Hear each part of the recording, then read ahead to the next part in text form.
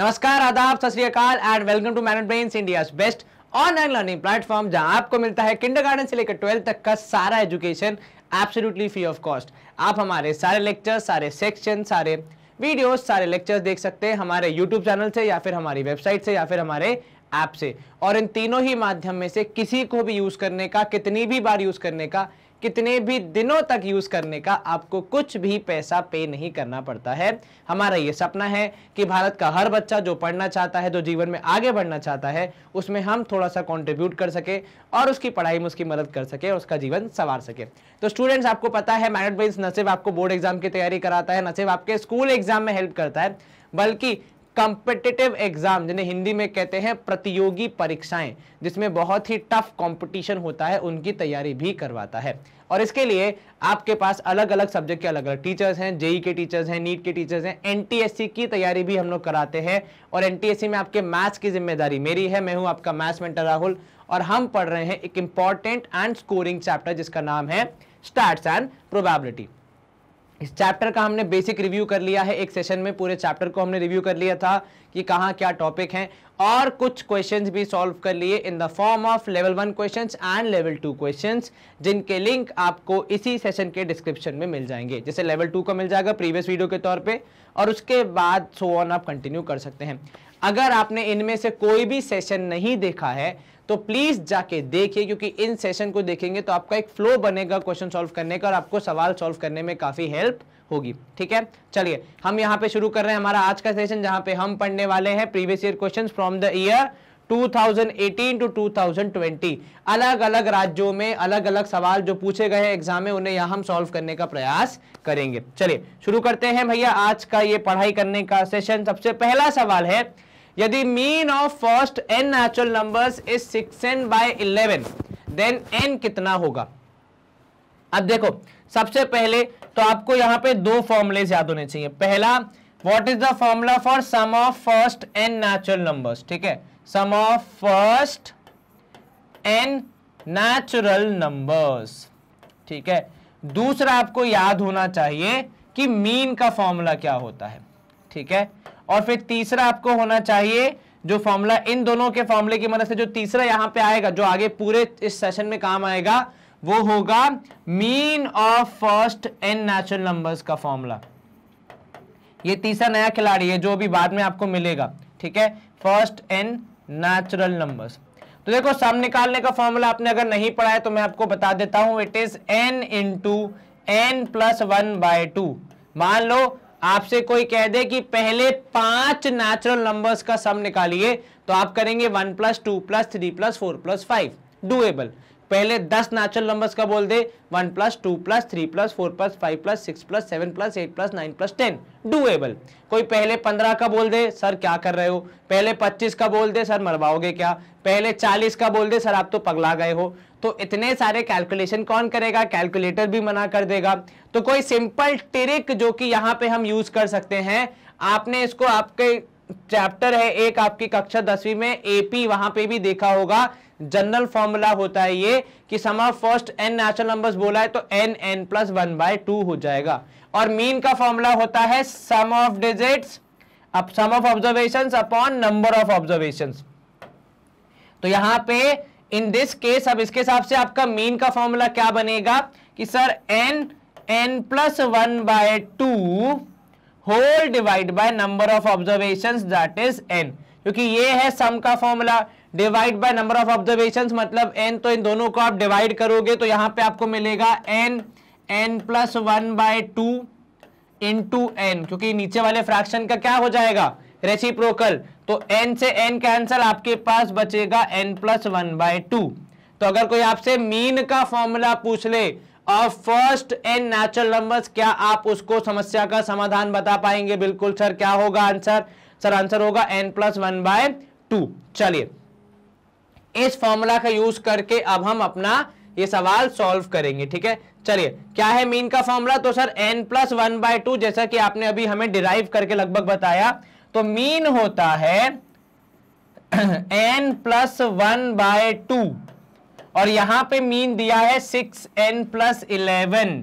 अब क्योंकि दोनों सेम ही चीज की बात कर रहे हैं, तो मतलब हमें क्या हम 6n प्लस 11 को n प्लस 1/2 से इक्वेट करके अपने इस प्रश्न का उत्तर ढूंढने का प्रयास कर सकते हैं? बिल्कुल कर सकते हैं सर। यहां पे अगर आप सॉल्व करेंगे 6 2 12n plus 22 is equal to n plus 1 आएगा। ठीक है, अब आप इसको सॉल्व करेंगे तो आपको क्या मिलेगा सर? यहां से हमें मिलेगा 6n बाय 11 है, सॉरी मैंने बाय प्लस 267 अपॉन 11 है। ठीक है, अब आप करेंगे क्रॉस मल्टीप्लाई तो 6 2 12n is equal to 11n plus 1। अब आप सॉल्व करें तो 12n would be equal to 11n plus 11, minus करेंगे आप तो आपके पास केवल n बचेगा which would be equal to 11, क्योंकि 11n इधर जाएगा तो क्या हो जाएगा? माइनस हो जाएगा। तो 6n बाय 11 था, मैंने गलती से पहले प्लस लिख दिया था, बाद में उसे करेक्ट कर दिया, तो आपका जवाब होगा n इक्वल टू 11। कोई दिक्कत हो तो जरूर बताना, ना हो तो और अच्छी बात है। ठीक है, चलिए n की वैल्यू कितनी आई? n की वैल्यू है 11 के बराबर। आपका यहाँ पे ऑप्शन सी है। कहीं कोई दिक्कत, कोई समस्या नहीं सर। इसी के साथ हम करेंगे एक बार कंप्यूटर जी से और वेरीफाई। उनका जवाब भी है ऑप्शन सी 11, हमारा जवाब भी 11। Screen clear. पहला प्रश्न यहाँ पे समाप्त। दूसरा प्रश्न है, 20 कार्ड हैं 1 से लेकर 20 तक नंबर वाले। बहुत बढ़िया, इनको आपने डब्बे में डाल के बढ़िया से मिक्स कर दिया है। ओके, नंबर डाल रहे हो कि भेलपूरी बना रहे हो? 1 person draws a card from the box। एक व्यक्ति ने कार्ड निकाला। The probability that the number of the card is divisible by 2 and 3 both। ठीक है, जो नंबर 2 और 3 दोनों से डिविजिबल होगा बेसिकली वो होगा 6 से डिविजिबल, है कि नहीं? जो 2 और 3 दोनों से डिविजिबल होगा वो basically in the end divisible किससे होगा? 6 से। एंड का मतलब ही होता है पूरे गणित में मल्टीप्लाई। तो 2 3 6। तो आपको यहां पे ऐसे नंबर ढूंढने हैं जो 6 से डिविजिबल है। तो एक तो स्वयं 6 आएगा, उसके बाद 12 आएगा, फिर 18 आएगा, इसके अलावा कोई और नहीं आएगा। तो हमारे फेवरेबल हो गए 3 आउटकम। टोटल थे 1 से लेकर 20 तक 20 आउटकम। तो क्या हमारा जवाब 3/20 होना चाहिए? बिल्कुल सर, प्रश्न आसान लगता हुआ यहाँ पे ऑप्शन सी 3/20 हमारा उत्तर। कंप्यूटर जी इसको वेरीफाई करेंगे, उसके बाद ही हम आगे बढ़ेंगे। ए सफेद चादर ओढ़े हुए बूढ़े बाबा, बता दो इसका जवाब क्या है? Option C 3/20। सर आप इसको सफेद चादर ओढ़े हुए क्यों बोलते हो? देख लो ना, सब कुछ व्हाइट तो है इस पे। आजकल काली चादर भी आ रही है, मतलब हमारे चैनल पे देखा आपने वो ब्लैक वाले वीडियोस कितने अच्छे लगते हैं ना। अपन भी करेंगे एक आध दिन शूट, चलो एक आध दिन आपके लिए भी ऐसा वीडियो आएगा। अब यहाँ पे देखते हैं क्या बोल रहा है। If the mean of first n natural number is 15 then n की वैल्यू क्या होगी? फिर से आपने इस एक्सरसाइज के इस सेशन के पहले ही क्वेश्चन में पढ़ लिया है कि mean of n natural numbers का फॉर्मूला क्या होता है। तो सर वो होता है यहां पे n+1/2। ठीक है, n+1/2 है कितना? 15। तो क्या आपको n की वैल्यू निकालने में कोई तकलीफ होगी? बिल्कुल नहीं सर। 15 दूनी 30 हो जाएगा, तो n+1 हो गया 30 के बराबर, n हो गया 29 के बराबर। मतलब पहली 29 जो आपकी संख्याएं हैं उनका मीन होता है 15। सोचने समझने वाली बात देखो, एक ऑप्शन है 15, कई लोग बोलेंगे 15 ही मीन है, 15 ही होंगी, 14 भी है, 30 भी है। तो कृपया ध्यान पूर्वक सॉल्व करें, गलती करने पे नुकसान आप ही का होगा। Computer ji please verification. Option D 29 सही है। स्क्रीन यहां पे क्लियर। अगला प्रश्न है, Which of the following cannot be probability of an event? -1.5 साफ साफ दिख रहा है और हमने अच्छे से पढ़ा है। किसी भी चीज की प्रोबेबिलिटी 0 से लेकर 1 के बीच में हो सकती है, ना इससे ज्यादा ना इससे कम। तो इसका मतलब अगर आप -1.5 बोल रहे हैं तो क्लियरली वो नेगेटिव जा रहा है, जो कि प्रोबेबिलिटी नहीं हो सकती। ठीक है, 2/3 0 से 1 के बीच में है, 0.8 0 से 1 के बीच में है, 0.5 वो भी 0 से 1 के बीच में, केवल एक नेगेटिव वाला है दैट इज -1.5, वही एक है जो कि प्रोबेबिलिटी में नहीं होगा। यहां पे कुछ लोग यहां क्या दिमाग लगाते हैं कि 3 डेसिमल में है, 1 फ्रैक्शन में, तो फ्रैक्शन वाला नहीं होगा। तो ऐसे ना करें, चेक करें फ्रैक्शन को डेसिमल में चेंज करने पे कितना आता है। ठीक है, यहां पे हम करेंगे स्क्रीन को क्लियर। उससे पहले कंप्यूटर जैसे वेरिफिकेशन। ऑप्शन बी -1.5 बिल्कुल ठीक है। अच्छा, कुछ लोग ये भी मानते हैं कि यदि फ्रैक्शन है तो पक्का प्रोबेबिलिटी में होगा। अब मान लो आपका फ्रैक्शन है 7/6, तो क्या वो प्रोबेबिलिटी का हो सकता है 7/6? सर नहीं हो सकता, क्योंकि ये 1 से ज्यादा है। तो ऐसे केसेस में फ्रैक्शन को देख के सीधा आंसर नहीं मार्क करना है, हमेशा चेक करना कि फ्रैक्शन लाइक होना चाहिए, अर्थात न्यूमरेटर अपॉन डिनोमिनेटर में न्यूमरेटर छोटा, डिनोमिनेटर बड़ा, ठीक है, और बिना माइनस साइन के। चलिए, the arithmetic mean of 10 observations is 12.5 if each reading, ये इंपॉर्टेंट है भैया, ईच रीडिंग को देखो, सिंपल सा लॉजिक है, अगर आपको परेशान करना है तो यहां पे हर एक को करो वरना मत करो, यही सिंपल है मीन का फंडा, कि अगर हर एक रीडिंग को आपने 5 से इंक्रीज किया, अब हर एक रीडिंग को आप 5 से इंक्रीज करो, डिक्रीज करो, मल्टीप्लाई करो, डिवाइड करो, उससे दिक्कत नहीं है मीन को। मीन का बस एक ही चीज कहना है कि अगर डिस्टर्ब करना है सबको करो, और जितनी मात्रा में आप डिस्टर्ब करोगे मीन भी उतना ही डिस्टर्ब होता है।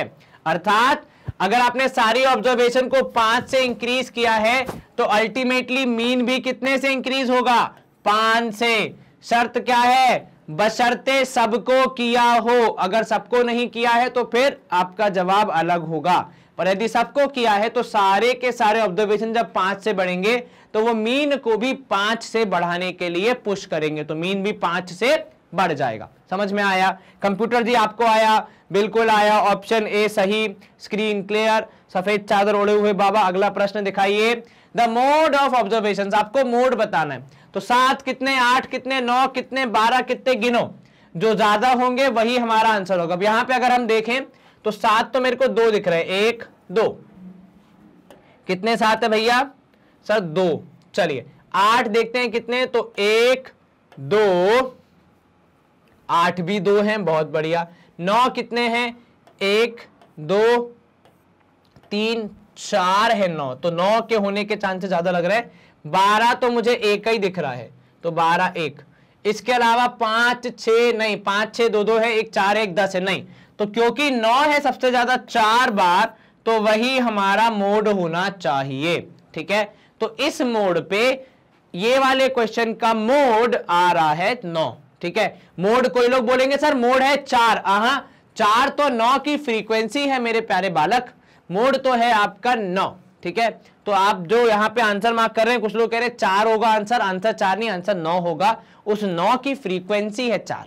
ठीक है, ध्यान रखना, गलती नहीं करना है। चलिए अगला प्रश्न, mean of certain numbers is x बार। ठीक है, each observation is divided by m, तो आपने क्या किया? ईच को डिवाइडेड बाय m किया है भैया, और फिर इंक्रीज किया है n से। तो देखो पहले आपने क्या किया, जो आपका x था पहले उसे m से डिवाइड किया, फिर n से इंक्रीज किया, और अगेन सवाल साफ साफ कह रहा है कि ईच को किया है, तो जब आप ईच को करेंगे तो मीन में भी सेम ही असर पड़ेगा। ठीक है, दैट इज x बार भी पहले m से डिवाइड होगा, फिर n से इंक्रीज होगा।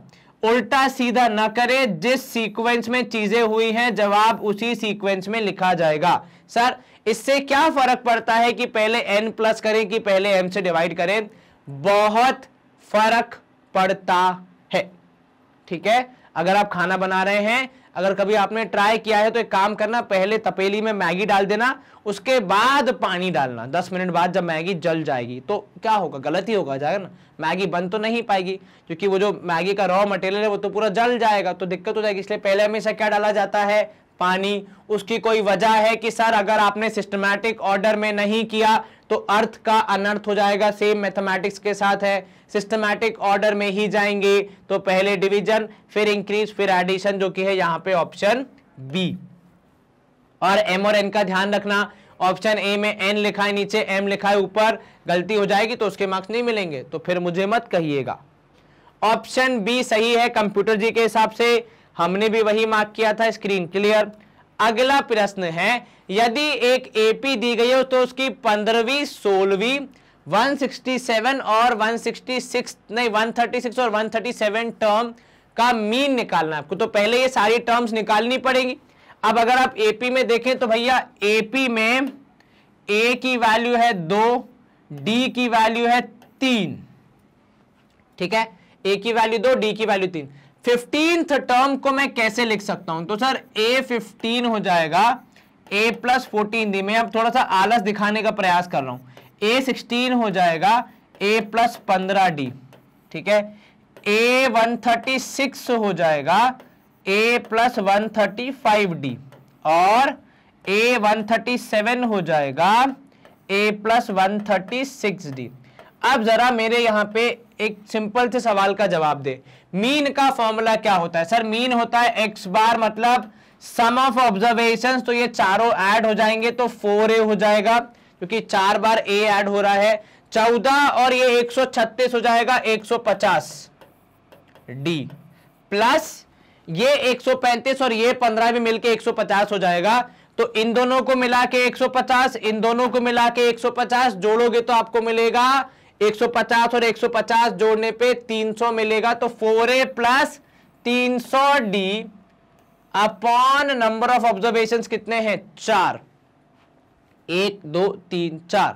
गणपति की जय जयकार नहीं बोलना, यहां गणपति विसर्जन नहीं चल रहा है, अपन सॉल्व कर रहे हैं, ठीक है, ध्यान रखना। चलिए तो 4a प्लस 300d, इनको अगर आप 4 कॉमन लेके डिवाइड करने का प्रयास करेंगे तो आपको मिलेगा a प्लस कितना? सर यहां पे मिलेगा 4 7 जा 28, 30 फिर से बच गया तो फिर से 4 7 जा 28। सर 4 से डिवाइड हो रहा है कि नहीं हो रहा है? देखो एक बार, एक काम करो ना, 4 कॉमन लेने की जगह इसमें से 2 कॉमन ले लो, कम से कम 2 तो आ ही जाएगा। तो 2a प्लस 150d इतना तो हो ही जाएगा, है ना।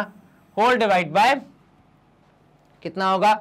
सर यहां पे होगा 75 होगा अगर 4 कॉमन लेंगे, तो चलिए 4 कॉमन ले ही लेते हैं। तो a प्लस 75d, क्योंकि 4 7 28, कितना बचेगा? सर 2 बचेगा 20 और नीचे 4, तो 4 से 4 कैंसिल, तो x bar is basically a plus 75d और आपके पास ये वैल्यू है, a की वैल्यू 2, d की वैल्यू है 3, तो 75 इंटू 3 प्लस 2, 75 इंटू 3 करोगे तो भैया 75 इंटू 2 होता है 150 और एक और 75 करोगे तो 225। 225 में जब आप 2 जोड़ देंगे तो 227 हो जाएगा आपका उत्तर। हम चाहते तो यहां पे पहले 15वीं 16वीं 136वीं और 137वीं टर्म निकाल सकते थे, फिर उनकी जो वैल्यूज आती उनसे भी मीन निकाल सकते थे, लेकिन मुझे ऐसा लगा कि यदि मैं फॉर्मूला को यहां पे यूज करूं तो शायद मेरा सवाल थोड़ा जल्दी सॉल्व हो जाए और शायद मैं अपने इस अनुमान में ठीक रहा, कम मेहनत में मुझे सही रिजल्ट मिल गया। वहीं मुझे क्या करना पड़ता अदरवाइज पहले ये चारों टर्म निकालनी पड़ती, थोड़ी सी मेहनत, मल्टीप्लाई बाय 3 करो, ऐड 2 करो, फिर उन चारों को फिर से ऐड करना पड़ता, फिर डिवाइड बाय 4 करना पड़ता, थोड़ी मेहनत तो लगती। यहां पे वो मेहनत हमारी थोड़ी सी कम हो गई। कंप्यूटर जी कृपया वेरीफाई करें, तो ऑप्शन बी 227 हमारे और इन जनाब के हिसाब से बिल्कुल सही है, तो हम करेंगे स्क्रीन क्लियर। अगला प्रश्न है, 2 डाइज हैं आपने क्या किया, आपने उनको थ्रो किया है simultaneously. The probability that the difference of the numbers appearing on them is prime number। अब देखो यहां पे आपको पता है आपके 2 डाइस थ्रो करने पे कितने ऑब्जर्वेशंस आते हैं? सर जी 36। उसमें से आपको बताना है कि माइनस करने पे डिफरेंस बोला है, तो पॉजिटिव नेगेटिव हो, आप केवल डिफरेंस लेंगे, डिफरेंस लेने पे कितना आ रहा है? Prime number. तो देखो सबसे पहला ऑपरेशन है 1,1 डिफरेंस 0, 1,2 डिफरेंस 1 नहीं होगा काउंट, 1,3 डिफरेंस 2 काउंट होगा, 1,4 डिस्टेंस 3 काउंट होगा, 1,5 डिस्टेंस 4 काउंट नहीं होगा, 1,6 डिस्टेंस 5 काउंट होगा। तो ये नहीं काउंट, जो काउंट नहीं हो रहा मैं अभी से हटाते जा रहा हूं, ये भी नहीं होगा, ये भी नहीं होगा, यहां पे ये नहीं होगा, 3 मिले। फिर 2,1 काउंट नहीं होगा, फिर भी लिख लेते हैं, चलो 2,1 2,2 2,3 2,4 2,5 और 2,6। 2,1 होता है 1 काउंट नहीं होगा, 2,2 काउंट नहीं होगा, 2,3 3 में से 2 गया, 1 बचेगा काउंट नहीं, 2,4 2 बचेगा काउंट होगा, 2,5 इज कितना? सर 2,5 इज 3, तो वो काउंट होगा, 2,6 काउंट नहीं होगा। चलिए 3,1 काउंट होगा, 3,2 काउंट नहीं होगा, 3,3 भी नहीं होगा, 3,4 भी नहीं होगा, 3,5 होगा और 3,6 होगा, क्योंकि यहाँ पे गैप 3 2, यहाँ 1 तो काउंट नहीं, 0 तो काउंट नहीं, 1 तो काउंट नहीं, 2 तो काउंटेड। चलो 4,1 काउंट होगा, 4,2 काउंट होगा, 4,3 नहीं होगा, 4,4 बिल्कुल काउंट नहीं होगा, 4,5 नहीं काउंट होगा, 4,6 अवश्य काउंट होना चाहिए, 4,1 इज 3 हो जाएगा, 4,2 डिफरेंस इज 2 हो जाएगा, ये 1 नहीं होगा, 0 नहीं होगा, 1 नहीं होगा, 4,6 हो जाएगा। चलिए 5,1 डिफरेंस 4 नहीं काउंट होगा, 5,2 डिफरेंस 3 काउंट हो जाएगा, 5,3 डिफरेंस 2 काउंट हो जाएगा, 5,4 डिफरेंस 1 काउंट नहीं होगा, 5,5 डिस्टेंस 0 काउंट नहीं होगा, 5,6 डिस्टेंस 1 काउंट नहीं होगा, ये काउंट होगा, ये काउंट होगा, ये जनाब नहीं होंगे। चलिए 6,1 काउंट होगा, 6,2 नहीं होगा, 6,3 हो सकता है, 6,4 हो सकता है, 6,5 नहीं होगा, 6,6 बिल्कुल नहीं होगा, 0, 1, 2, 3, 4 नहीं होगा, 5 वाला होगा। तो ये सारे ऑब्जर्वेशन हैं 36 में से, जिसमें रिजल्ट क्या आएगा, difference is prime number. Count करो 1 2 3 4 5 6 7 8 9 10 11 12 13 14 15 16 16 ऐसी ऑब्जर्वेशन हैं हमारे काम की, 16 ऑब्जर्वेशन हैं जिनका आंसर क्या आ रहा है, जिनका आंसर आ रहा है कि भैया डिवाइड करने पे प्राइम नंबर आएगा आउट ऑफ 36। 4 के टेबल से कैंसिल करेंगे, 4 4 जा 16, 4 9 जा 36, तो आपका जवाब होगा 4/9, दैट इज ऑप्शन सी। कहीं कोई दिक्कत, कोई शंका, कोई समस्या? बिल्कुल नहीं सर, आसानी से इस प्रश्न का हमने उत्तर दे दिया है। चलिए तो हम करेंगे यहाँ पे, स्क्रीन को क्लियर करने से पहले बस एक बार कंप्यूटर जी से वेरिफिकेशन करवा लेते। कंप्यूटर जी प्लीज, 4/9 हमारा जवाब सही है, मतलब हम यहां पे कर सकते हैं स्क्रीन को क्लियर। अगला प्रश्न है हमारा, a dice is thrown once, ठीक है, if the probability of getting a number less than 4, 4 से छोटा नंबर, क्या बोला भैया आपने, 4 से छोटा नंबर, मतलब getting a number less than 4, क्या कोई मुझे बता सकता है इसका जवाब क्या होगा, इसके पॉसिबल आउटकम्स क्या होंगे? सर 4 से कम मतलब 1 चलेगा, 2 चलेगा, 3 चलेगा, ऐसे कितने नंबर्स हैं, 3, आउट ऑफ कितने, 4, तो मैं x का आंसर क्या निकालूंगा सर, x का आंसर होगा 3/4 नहीं 3/6, क्योंकि 6 ऑब्जर्वेशन है, जवाब 1/2। क्या आपको ये समझ में आया? बिल्कुल सर, कहीं कोई शंका, कोई दिक्कत, कोई समस्या नहीं सर? आसान था कि भैया नंबर है लेस देन 4 है, तो लेस देन 4 3 होते हैं, 1 2 3 डिवाइड बाय 6 मतलब 1/2। Getting a number more than 4, तो मोर देन 4 मतलब आप 4 को नहीं लेंगे, तो 5 और 6 दो ऑब्जर्वेशंस, जिसको हम लिखते हैं 1/3, लेकिन माइनस करना है मुझे, डिफरेंस निकालना है, तो मैं यहाँ पे एब्सोल्यूट आंसर ही लूंगा ताकि डिनोमिनेटर सेम होने का मुझे भरपूर फायदा मिले। अब आपको x माइनस वाई निकालना है, तो 3/6 माइनस 2/6 कितना, 6 sir, 1/6, answer 1/6 which is clearly the option B. Easy था, बस खाली इन्होंने क्या किया, हमारे प्रोबेबिलिटी के क्वेश्चन को थोड़ा सा कॉम्प्लेक्स टच देने का प्रयास किया, पर हम उस टच में नहीं फंसे, हमने आसानी से सॉल्व कर लिया, ठीक है। चलिए स्क्रीन यहाँ पे क्लियर।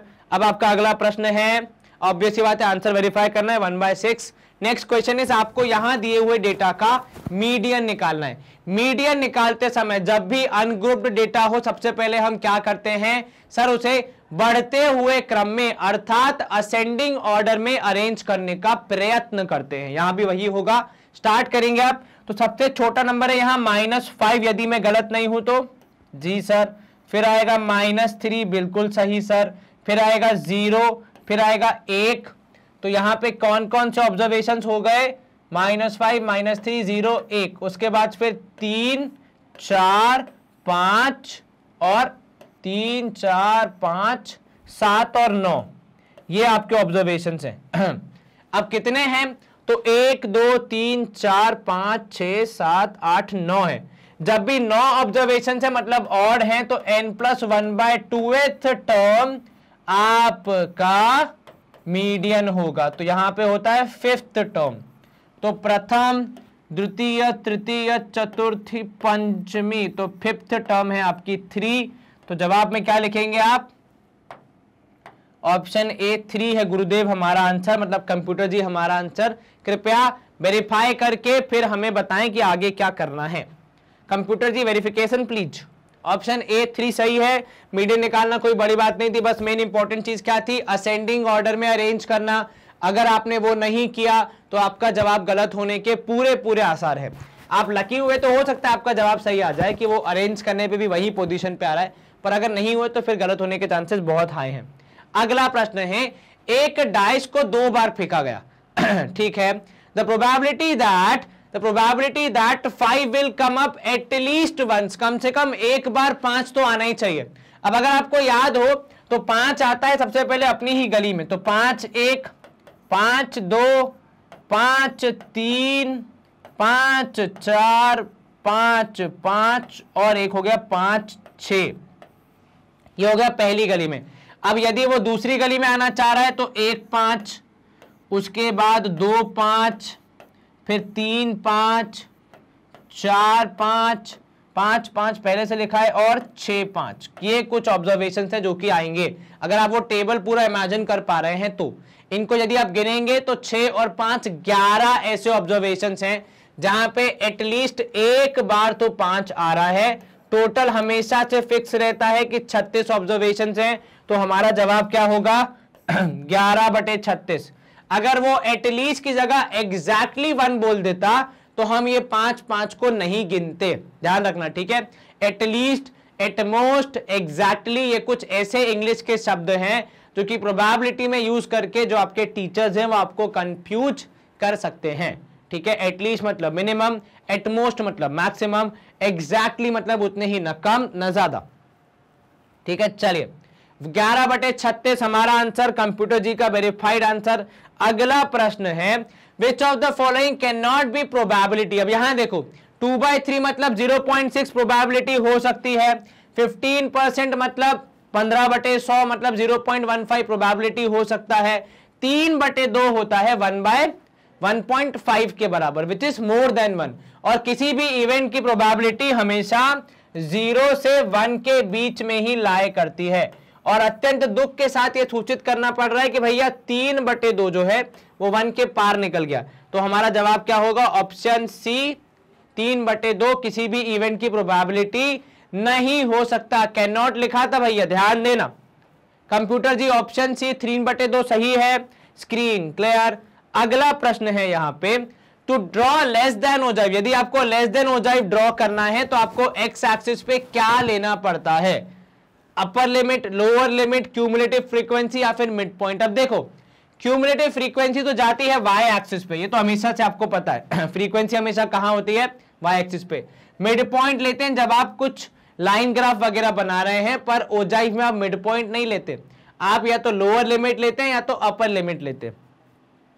अब आप अगर सोचे किसी एक टेबल को, मान लीजिए 0 से 20, 20 से 40, 40 से 60, देखो जहां समझ में ना आए वहां ड्रॉ करके सॉल्व करके देख लो।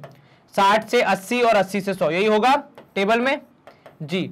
अब आपको क्या बोला है, लेस देन बोला है, तो लेस देन बोला है तो देखो अगर आप यहां से लेते हो तो लेस देन 0, लेस देन 0 में कितने हो जाएंगे, कोई भी नहीं होगा, 0 से छोटा कुछ है ही नहीं, तो वो एक वेस्ट हो जाएगा। और लेस देन 80 हो जाएगा, तो 80 से लेकर 100 वाले कहां जाएंगे, तो वो भी नहीं हो सकता। इसलिए आपको क्या चूज करना पड़ेगा, अपर लिमिट की। लेस देन 20 में 20 के नीचे वाले सारे, और लेस देन 100 में सब कुछ कवर हो गया, कुछ भी मिस नहीं हो रहा है। तो क्या लिया आपने यहाँ पे अपने क्वेश्चन को सॉल्व करने के लिए, अपर लिमिट का उपयोग किया। तो इसका मतलब जब भी लेस देन ओजाइव बोला जाएगा तो आप क्या ड्रॉ करते हैं, आप अपर लिमिट का यूज करके एक्स एक्सिस पे पूरा आपका ग्राफ ड्रॉ करते हैं, है ना कंप्यूटर जी। हाँ जी बेटा जी, देखो ये भी बढ़िया राजी हो गए कि सही है। अगला प्रश्न है हमारा कि यहां पे आपको निकालना है xi minus x bar from i to 9, इसका जवाब कितना होगा, सॉल्व करने पे कितना आएगा, ठीक है। बेसिकली वो क्या बोल रहा है कि यदि आप सारी वैल्यूज में से 9 माइनस करेंगे तो फिर आपका आंसर कितना आएगा। देखो कैसे, xi मतलब x1, क्या लिखेंगे हम यहाँ पे, हम लिखेंगे x1 जो कि i की जगह 1 लिखेंगे, माइनस एक्स बार प्लस, क्योंकि समीशन है, समीशन का मतलब क्या होता है, सबका एडिशन, x2 माइनस एक्स बार, ऐसे ही करते करते x3 minus x bar and so on till last होगा x9 माइनस एक्स बार, ठीक है। ये आपको करना है। अब अगर आप सबको एक तरफ कर दें तो x1 x2 plus x3 and so on till x9 एक तरफ आ गया। अब मैंने इसको ब्रैकेट में बंद कर दिया और इधर आ जाएगा 9 टाइम्स एक्स बार, तो 9 इंटू एक्स बार, ठीक है। अब यहां ध्यान दो, अगर कोई आपसे बोले कि x1 x2 x3 इन सबका मीन निकालो, मतलब एक्स बार निकालो, तो अब क्या करेंगे सर? उसमें हम निकालेंगे, उसमें हम कहेंगे कि x bar is equal to x1 plus x2 plus x3 and so on till x9, ठीक है, डिवाइडेड बाय, ये हो गया sum of observations divided by number of observations, that is 9। तो आप यहां पे कह सकते हैं कि 9 इंटू एक्स बार, क्योंकि 9 यहां मल्टीप्लाई होगा, तो is equal to x1 plus x2 plus x3 and so on till x9। इससे हमें क्या मिलता है सर? इससे हमें ये पार्ट मिलता है कि ये जो ब्रैकेट के अंदर का पॉजिटिव है, सारी वैल्यूज का एडिशन है, इसको काटने के लिए माइनस के बाद सेम वैल्यू आ रही है कि x1 plus x2 and so on till x9। एक पॉजिटिव एक नेगेटिव एग्जैक्टली सेम है, दोनों हो जाएंगे कैंसल, तो आंसर क्या हो जाएगा? 0। ये जो हमने यहां पे सॉल्व किया, ये एक्स्ट्रा, यही सॉल्व करने की वजह से हमें मिला हमारा आंसर कि x1 plus x2 plus x3 ऐसे सो ऑन टिल x9 तक करने पर हमें x बार से संबंधित कुछ वैल्यूज मिली, जिसको हमने रिप्लेस करके अपना आंसर बताया कि इसका आंसर आएगा 0। ठीक है, चलिए, कहीं कोई दिक्कत तो नहीं? बिल्कुल नहीं सर, आसान था प्रश्न। ऑप्शन सी 0 हमारा आंसर, कंप्यूटर जी का भी वही आंसर, तो स्क्रीन क्लियर। अगला प्रश्न है, अ dice is constructed so that when it is throne each even number is twice as likely to come up as odd number। अब यहां देखना, पॉसिबल ऑप्शंस आपके 1 आ सकता है, 2 आ सकता है, 3 आ सकता है, 4, 5 या 6 आ सकता है ना। अब कह रहा है इवन नंबर का चांस डबल है, तो मतलब अगर ऑड नंबर का चांस है 1 तो इवन नंबर का चांस 2, ऑड नंबर का चांस 1, इवन नंबर का चांस 2, ऑड नंबर का चांस 1, इवन नंबर का चांस 2। कुल मिला के कितने चांस हो गए? तो ये हो गए 9। अब इनमें से आपको कौन सा चाहिए? 6 चाहिए। 6 का चांस कितना है? 2 है, तो प्रोबेबिलिटी आपके फेवरेबल 2 और यहां पे आएगा टोटल में 9। नॉर्मली सबका चांस बराबर होता है, सबको एक एक ही चांस मिलता है, तो यहां पे टोटल आता है 6, पर क्योंकि आपने कुछ के चांस इंक्रीज कर दिए, ट्वाइस कर दिए, तो उनके चांस 2 हो गए, तो टोटल हो गया 9। इसमें से आपको 6 का पूछना था, विच इज 2 टाइम्स, तो 2/9। ठीक है, कई लोग यहां पे सीधे लिख देंगे 1/6, कुछ भी हो जाए, क्योंकि 6 आ रहा है मतलब वही आएगा। ऐसा रूल नहीं है, क्योंकि ये फॉल्टी डाइज है, ये बाइज्ड है, तो इसका क्वेश्चन अलग तरीके से हमने अप्रोच किया। ठीक है, अगर 22 नहीं होता, सबकी प्रोबेबिलिटी 1 होती, सबके आने का चांस 1 होता, तो यहां पे आंसर आता 6, तो आंसर होता 1/6। पर यहां क्योंकि सब इवन नंबर्स का चांस आपने डबल कर दिया, ट्वाइस कर दिया, तो फिर सवाल में थोड़ी सी वैल्यूज अलग आए। कंप्यूटर जी वेरीफाई करेंगे प्लीज। ऑप्शन सी सही, स्क्रीन क्लियर। अगला प्रश्न है, 2 friends were born in the year 2000। जब भी ईयर वाला सवाल आएगा, सबसे पहले यही चेक करना है कि लीप ईयर है कि नहीं है, और जहां तक मुझे ध्यान है 2001 लीप ईयर था। ठीक है, मतलब साल में कितने दिन? 366 दिन। The probability of having same birth date, एक ही बर्थ डेट, मतलब दुनिया के सारे पूरे 366 दिन, 366 दिन छोड़ के एक ही दिन पैदा होना है, तो आपके लिए फेवरेबल कौन सा आउटकम है? तो फेवरेबल आउटकम है वो 1 दिन। टोटल आउटकम कितने हैं? तो टोटल है भाई 366 दिन। किसी भी दिन हो जाओ, लेकिन दिन एक होना चाहिए, चाहे 25 जुलाई को हो, चाहे 24 अगस्त को, चाहे 17 फरवरी को, किसी भी दिन हो, लेकिन दोनों का दिन एक ही होना चाहिए। तो 1/366 हमारा आंसर होगा। लीप ईयर था इसलिए 366, अगर लीप ईयर नहीं होता तो 365 होता हमारा डिनोमिनेटर, न्यूमरेटर एक ही रहता। ठीक है, चलो अब यहां पे हो गया। स्क्रीन क्लियर करने से पहले सवाल का जवाब एक बार कंफर्म करने का टाइम। सही है सवाल का जवाब। अब स्क्रीन क्लियर। नया प्रश्न है, product of mean and median of first 5 prime numbers. तो पहले 5 प्राइम नंबर्स हमें यहां पे ढूंढने हैं और उनका मीन एंड मीडियन निकाल के उसका भी प्रोडक्ट निकालना है।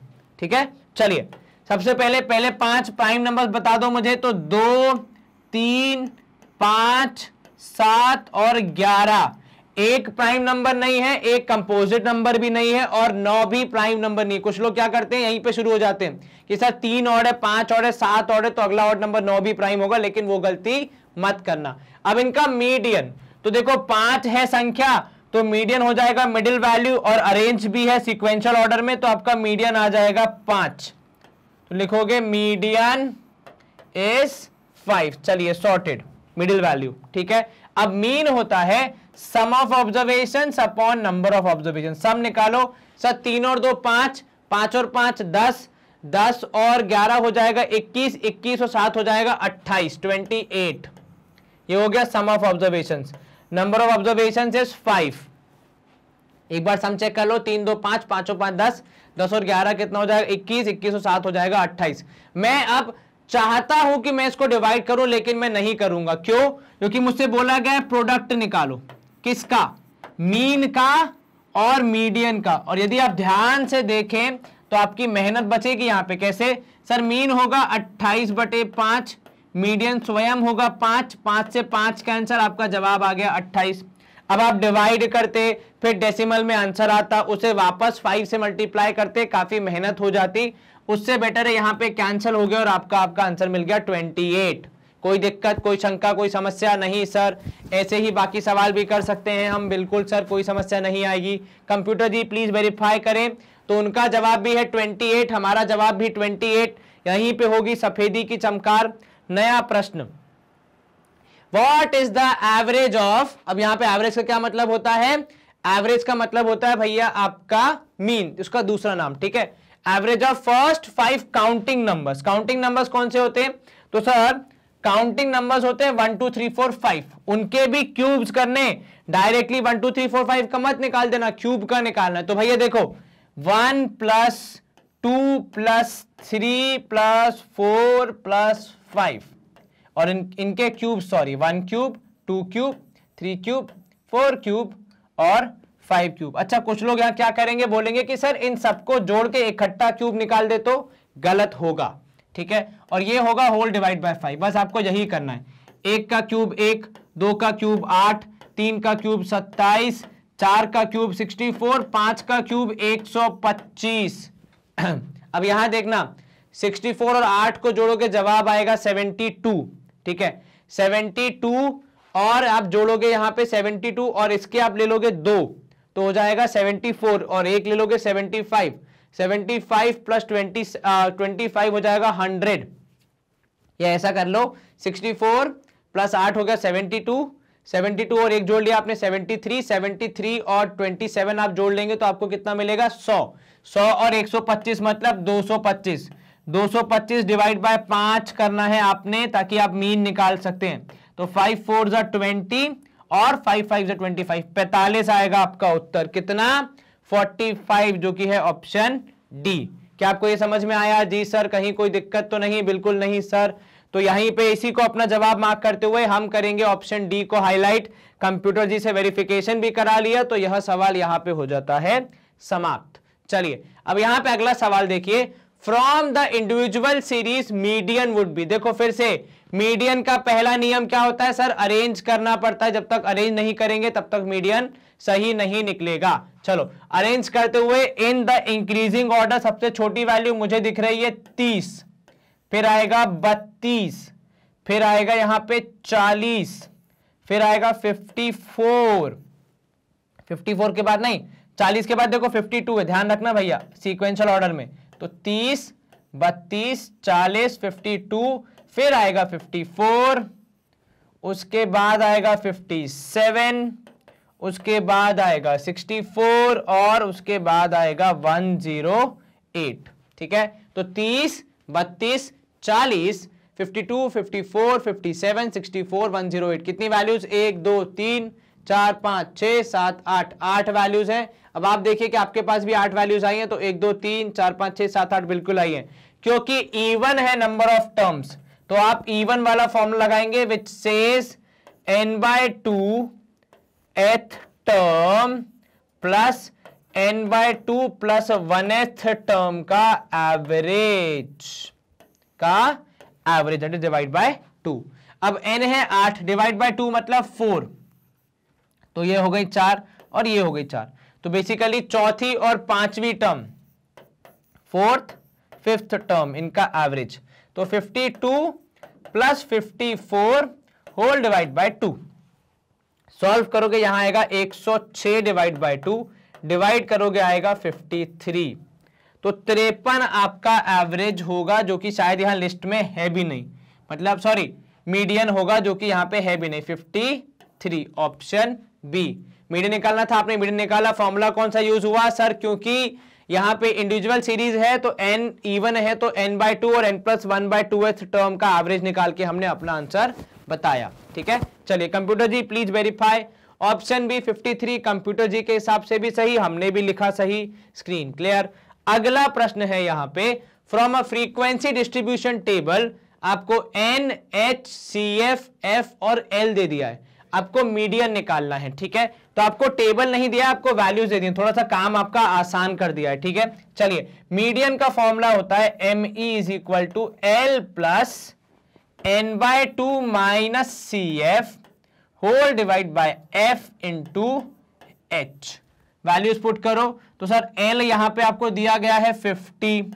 चलिए n/2 मतलब कितना हो जाएगा सर? n/2 हो जाएगा, मैं अगर प्लस के बाद ब्रैकेट लगा दूं ताकि सॉल्व इजीली हो जाए, तो 100 में से डिवाइड बाय 2 करके 50, तो 50 - 38 होल डिवाइड बाय 18, और ये इंटू हो जाएगा कितना सर? इंटू हो जाएगा h, यानी कितना h? 10।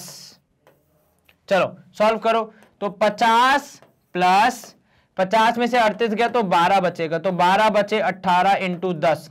अब इसको करेंगे आप 6 के टेबल से कैंसिल, 6 2 जा 6 3 जा, तो यहां आएगा 50 + 20/3। डिवाइड करेंगे आप जब 20/3 को, तो 50 + 6.67, 3 6 जा 18, 20 बचेगा, 3 6 जा 18, तो 6.67 विच इज 56.67, जो कि हमारे पास ऑप्शन ए के रूप में उपलब्ध है। और आप ध्यान से देखें, बहुत ही माइन्यूट डिफरेंस है ऑप्शंस में, तो अगर आपने हल्की सी भी चूक कर दी, गलती कर दी, तो फिर आपका जवाब गलत हो जाएगा और आप चाह के भी कुछ नहीं कर पाएंगे। ठीक है, चलिए कंप्यूटर जी ऑप्शन ए 56.67 सही है। देखो एक ऑप्शन देखो, ऑप्शन सी कितना क्लोज है वो करेक्ट आंसर के, 56.76। और जल्दबाजी में आपने अगर सही जगह डेसिमल नहीं लगाया और सही तरीके से नहीं लिखा तो वो तो गया। चलो यहां पे हम करेंगे स्क्रीन क्लियर। अगला प्रश्न है, if the mean and mode of a data are 30 एंड 36 respectively, then it's median is what? आपको मीन और मोड दे दिया है, बताओ मीडियन कैसे निकालेगा? तो देखो ये तो सिंपल हो जाता है। क्यों सर? सर एक मेथड है मोड = हमने ये पढ़ा है, फॉर्मूला है इंपीरियल रिलेशन जिसे हम कहते हैं, जो कि मोड बेचारे को जिसको बहुत दुख था उसके लिए अलग से बनाया गया, कि मोड = ऑलवेज 3 मीडियन - 2 मीन। तो अब आपको यहाँ पे जो जो वैल्यूज दी हैं उसे रख दो, जो नहीं दिया है उसे आप निकालेंगे। मीन की वैल्यू 30, मोड हो जाएगा 36, तो 36 = थ्राइस मीडियन, ठीक है, -2 × मीन कितना है? मीन है 30, तो ये हो जाएगा 36 + 60, क्योंकि 2 × 3 करोगे 6 = 3 मीडियन। ठीक है, इनको आप ऐड करोगे 6 और 3 9, तो 96 = 3 मीडियन। अब आप मीडियन निकालेंगे तो 3 यहां पे डिवीजन में आएगा, 96 divide by 3 is the value of median. Divide करने जाएंगे आप, 3 3 से 9, 3 2 से 6, 32 is the value of median. कितना? 32 मतलब 32, ऑप्शन बी। समझ में आया आपको? यस सर, कहीं कोई दिक्कत तो नहीं? बिल्कुल नहीं सर, आसानी से हो गया। हमारा मीडियन आया 32, जो कि है ऑप्शन बी। कंप्यूटर जी वेरीफाई करेंगे एक बार? बिल्कुल करेंगे भाई, ऑप्शन बी 32 कंप्यूटर जी के हिसाब से भी सही, हमारे हिसाब से भी सही। अगला प्रश्न है, the mean weight of a student of a particular class is 52 kg, the mean weight of the boys of the class. तो पहले में जो लिखा है स्टेटमेंट में, उसमें जेंडर नहीं बताया, बॉयज या गर्ल्स, स्टूडेंट्स के बारे में बोल दिया। ठीक है, is 56 and that of girls is 50। ठीक है, तो ये दो जेंडर के बारे में यहाँ बात हो रही है, बॉयज एंड गर्ल्स की। Find the ratio of the number of boys to the number of girls in the class. आपको ratio of boys and girls बताना है। ठीक है, देखो एवरेज कितना है सर? एवरेज है 52।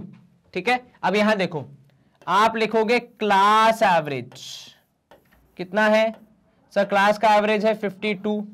आप फिर लिखोगे बॉयज का एवरेज। ठीक है, तो बॉयज का एवरेज हो जाएगा यहां पे देखो 56, गर्ल्स का एवरेज कितना है? 50। ठीक है, गर्ल्स एवरेज 50। अब यहां पे नंबर ऑफ बॉयज आपको नहीं पता तो आप मान लो नंबर ऑफ बॉयज x, ठीक है। नंबर ऑफ गर्ल्स कितना, तो सर नंबर ऑफ गर्ल्स हो जाएगा यहां पे y, टोटल हो जाएगा दोनों को जोड़ के x प्लस y, ठीक है। अब देखना नंबर ऑफ बॉयज कितने थे, x थे, उनका एवरेज वेट है 56, तो उनका टोटल वेट निकाल सकता हूं क्या मैं, सर इनका टोटल वेट हो जाएगा जैसा कि हम निकालते हैं कि एवरेज इनटू संख्या, तो 56x, इनका टोटल वेट हो जाएगा 50 इंटू x। अब ये कैसा है, तो देखो हमने थोड़ी देर पहले क्वेश्चन भी किया था जहां पे आपने लिखा था कि sum upon number is equal to average, यही होता है। तो सम आपको पता करना है तभी तो एवरेज निकालोगे। नंबर आपका क्या है, x है, एवरेज कितना है 56 है, तो क्रॉस मल्टीप्लाई करोगे तो सम आएगा 56 और आपका 56x आएगा, या जो भी नंबर ऑफ ऑब्जर्वेशन है यहां पे आएगा y। और यहां पे अब आप यहां पे देखिए, अगर इन दोनों की मदद से आप एवरेज निकालना चाह रहे हैं तो आप पहले बॉयज का टोटल वेट फिर गर्ल्स का टोटल वेट ऐड करके डिवाइड करेंगे x प्लस वाई से, that is sum of observations upon number of observations, और जवाब मिलेगा आपको 52। अब जब आप इसको सॉल्व करने का प्रयास करेंगे तो 56x plus 50y is equal to 52 into x plus y, cross multiply किया था आपने। अब ब्रैकेट को ओपन करेंगे तो आपको मिलेगा 56x plus 50y is equal to 52x plus 52y। अब आप क्या करेंगे सर, बस अब एक दूसरे की तरफ भेज के जो एक तरफ के वेरिएबल है उनको एक तरफ करके सॉल्व करके आंसर निकालेंगे।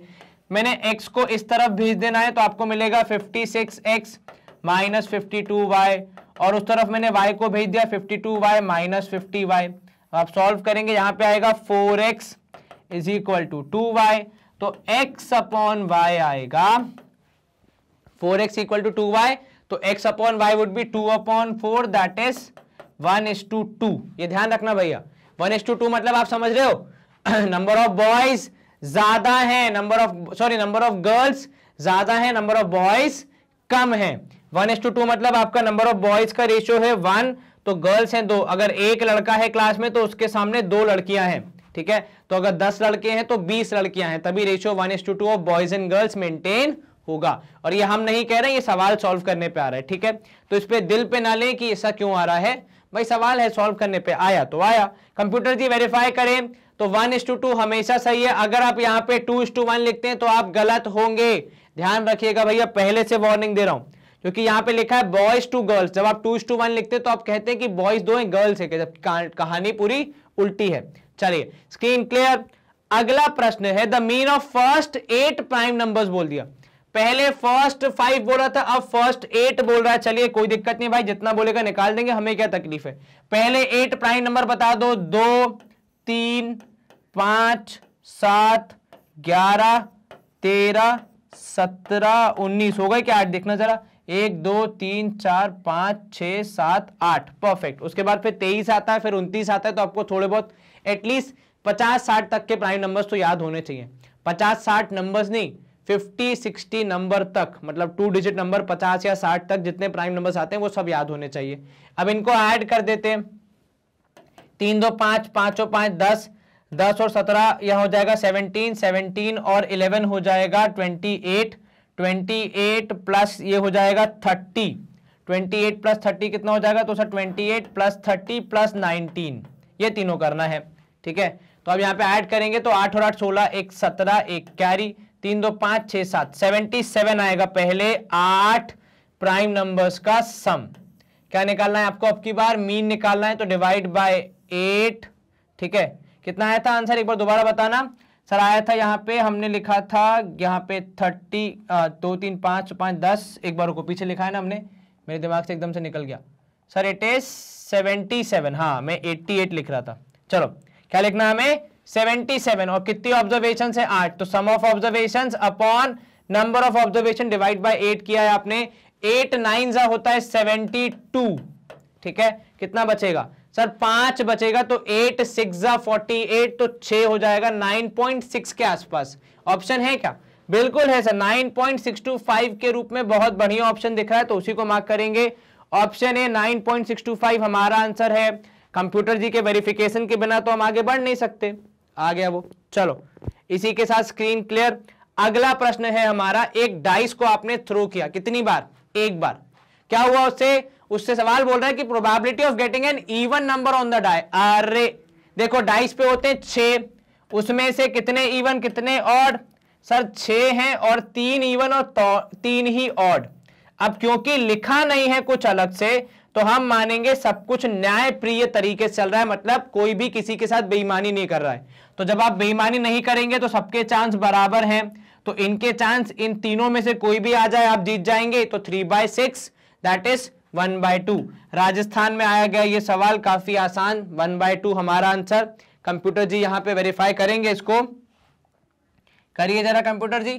तो ऑप्शन सी 1/2 हमारा आंसर। कंप्यूटर जी का भी वेरिफिकेशन आ गया, स्क्रीन क्लियर। अब हम मूव करेंगे नेक्स्ट क्वेश्चन की तरफ। अब नेक्स्ट क्वेश्चन है, cards are marked from 1 to 52 are placed in a box and mixed thoroughly. ठीक है, अच्छे से आपने मिक्स कर दिया। A card is drawn at random, what is the probability of this card be to be a multiple of 5। अब देखो 1 से लेकर 50 तक जो कार्ड्स हैं उसमें पहले 5 के मल्टीपल ढूंढो। तो 5, 10, 15, 20, 25, फिर 30, फिर 35, फिर 40, फिर 75 और लास्ट में 50। ये 10 जो हैं ये ऐसे नंबर्स हैं जो कि इन कार्ड्स में इस बॉक्स के अंदर होंगे और मल्टीपल ऑफ 5 होंगे। तो हमारे फेवरेबल आउटकम की संख्या कितनी? 10। हमारे टोटल आउटकम कितने? 50। तो 10/50 मतलब 1/5 होगी प्रोबेबिलिटी की जो नंबर निकलेगा वो 5 का मल्टीपल होगा 1/5। ठीक है, कहीं कोई दिक्कत तो नहीं? अच्छा, कुछ लोग यहां से क्या रिजल्ट निकालते हैं कि multiple of 5 1/5, multiple of 6 1/6, multiple of 4 1/4। ऐसा नहीं होता, हर बार चेक करना है, वैल्यूज को गिनना है, जो सही आंसर है वही मार्क करना है, वरना गलती हो जाएगी, फिर सवारी सामान की खुद जिम्मेदार। ऑप्शन ए 1/5 हमारा आंसर। कंप्यूटर जी का भी यहां पे हमारा क्या कहते हैं उसको सहारा मिलता हुआ। हमें अगला प्रश्न है, द नंबर 2 3 4 4 2x + 1 1 5 5 नहीं sorry 5 5 6 7 are return in ascending order, पहले से लिखे हुए। यदि मीडियन है 5 तो बताइए x क्या होगा। चलिए 2 3 4 4 2x + 1 5 5 6 7, इनका मीडियन क्या है? मीडियन है 5। तो मीडियन निकालने के लिए हमेशा क्या चाहिए? Number of observations. तो गिनो 1 2 3 4 5 6 7 8 9 ऑब्जर्वेशन। ठीक है, 9 मतलब n की वैल्यू है इवन सॉरी ऑड। तो ऑड के केस में तो हमारा सॉल्यूशन आसान हो जाता है, क्योंकि ऑड के केस में क्या होता है फॉर्मूला? सर फॉर्मूला होता है median is equal to n + 1/2th observation. तो यहां पे n मीन है आपका 5, n मतलब है 9 + 1/2th observation that is 10th / 2 observation that is 5th observation. तो 5 = 5th ऑब्जर्वेशन।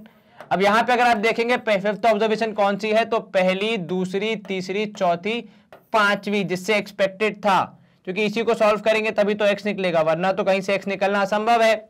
और x नहीं निकलेगा तो सवाल सॉल्व कैसे होगा? तो भाई 2x + 1 = 5, 2x = 4, क्योंकि 1 वहां जाएगा तो माइनस, x = 2।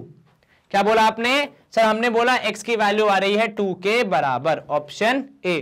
कहीं कोई दिक्कत तो नहीं? बिल्कुल नहीं सर, यहां पे आसानी से हमारा यह सवाल हो गया सॉल्व। हमने यहां पे स्क्रीन करनी है क्लियर, लेकिन पहले हम कंप्यूटर जैसे वेरीफाई करवाएंगे, उसके बाद कंप्यूटर जी प्लीज वेरीफाई करें।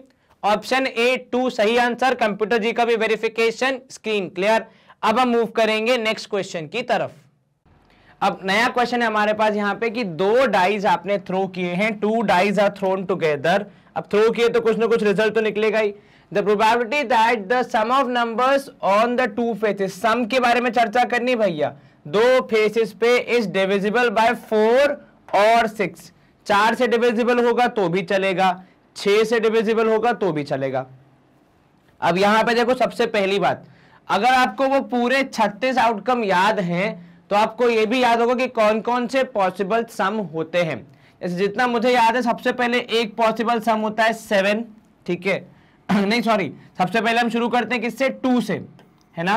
1 + 1 2, फिर 3 4 होता है, 5 होता है, 6 होता है, 7 होता है, 8 9 होता है, 10 होता है, 11 होता है और 12 होता है। ठीक है, इसके अलावा कोई और नहीं सर। अब यहाँ पे ये सारे पॉसिबल सम हैं। अब कौन से कितने होते हैं, जैसे 2 होता है ना 2 का एक ही केस मिलेगा आपको, 12 का भी एक ही केस मिलेगा।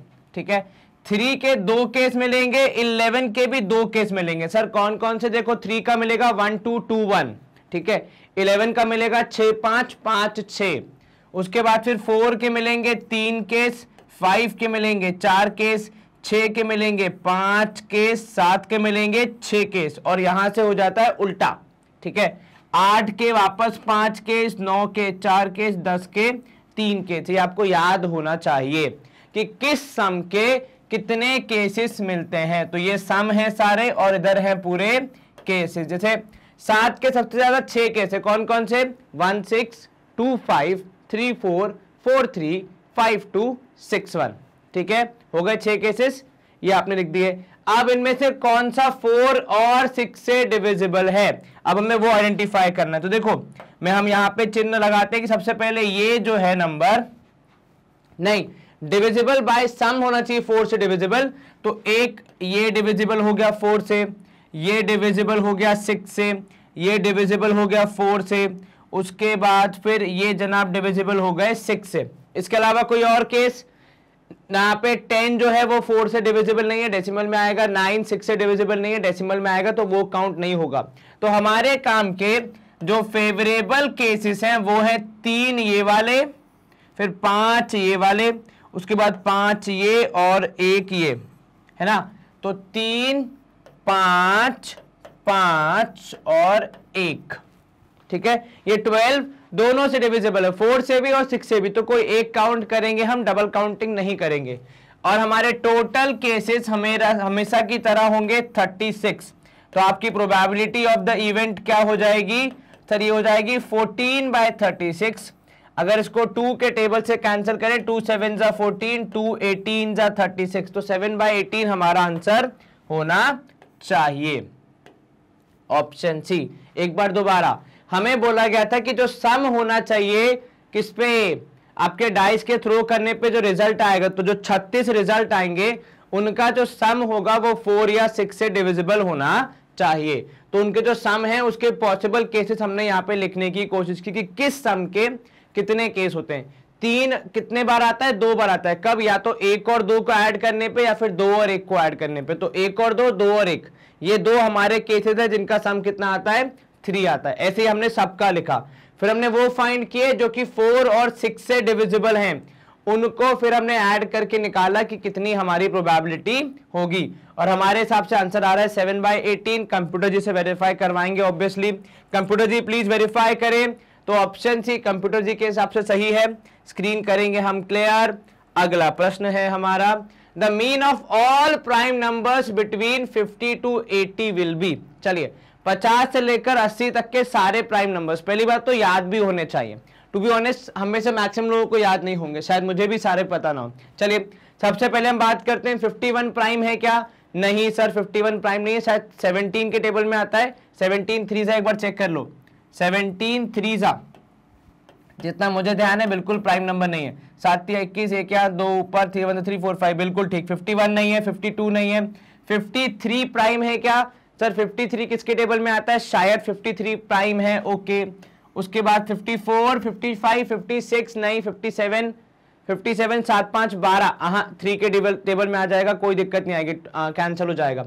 ठीक है, उसके बाद 58 59 बिल्कुल। उसके बाद फिर आपके पास सोचो 60 61 होता है अगला प्राइम नंबर। 61 के बाद 62 63 नहीं, 7 से डिविजिबल है। 64 65 66 67, यस 67 एक प्राइम नंबर है। 6 7 13 3 से भी डिविजिबल नहीं होगा। 68 69 70 नहीं, 71 होता है क्या प्राइम, यस सर 71। उसके बाद फिर 73 बिल्कुल सर, और शायद 79, ये होगा हमारे प्राइम नंबर टिल 80। इसके बाद 83 होता है, लेकिन आपको 80 के ऊपर नहीं जाना है। इन सब का निकालना है आपको मीन। अब मीन निकालते कैसे हैं, तो सर मीन का फॉर्मूला बहुत सिंपल होता है, x bar is equal to sum of observations upon number of observations, ये होता है हमारा फॉर्मूला।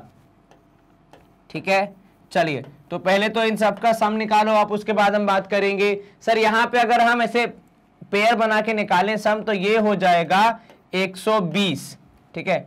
उसके बाद फिर ये दोनों को मिला के कितना हो जाएगा 71 और 79 को, तो सर ये हो जाएगा कितना, यहाँ पे अगर हम 9 दे देंगे इसको तो ये मतलब इसको एक दे देंगे तो 80 और 70 150, 8 7 15 जी सर।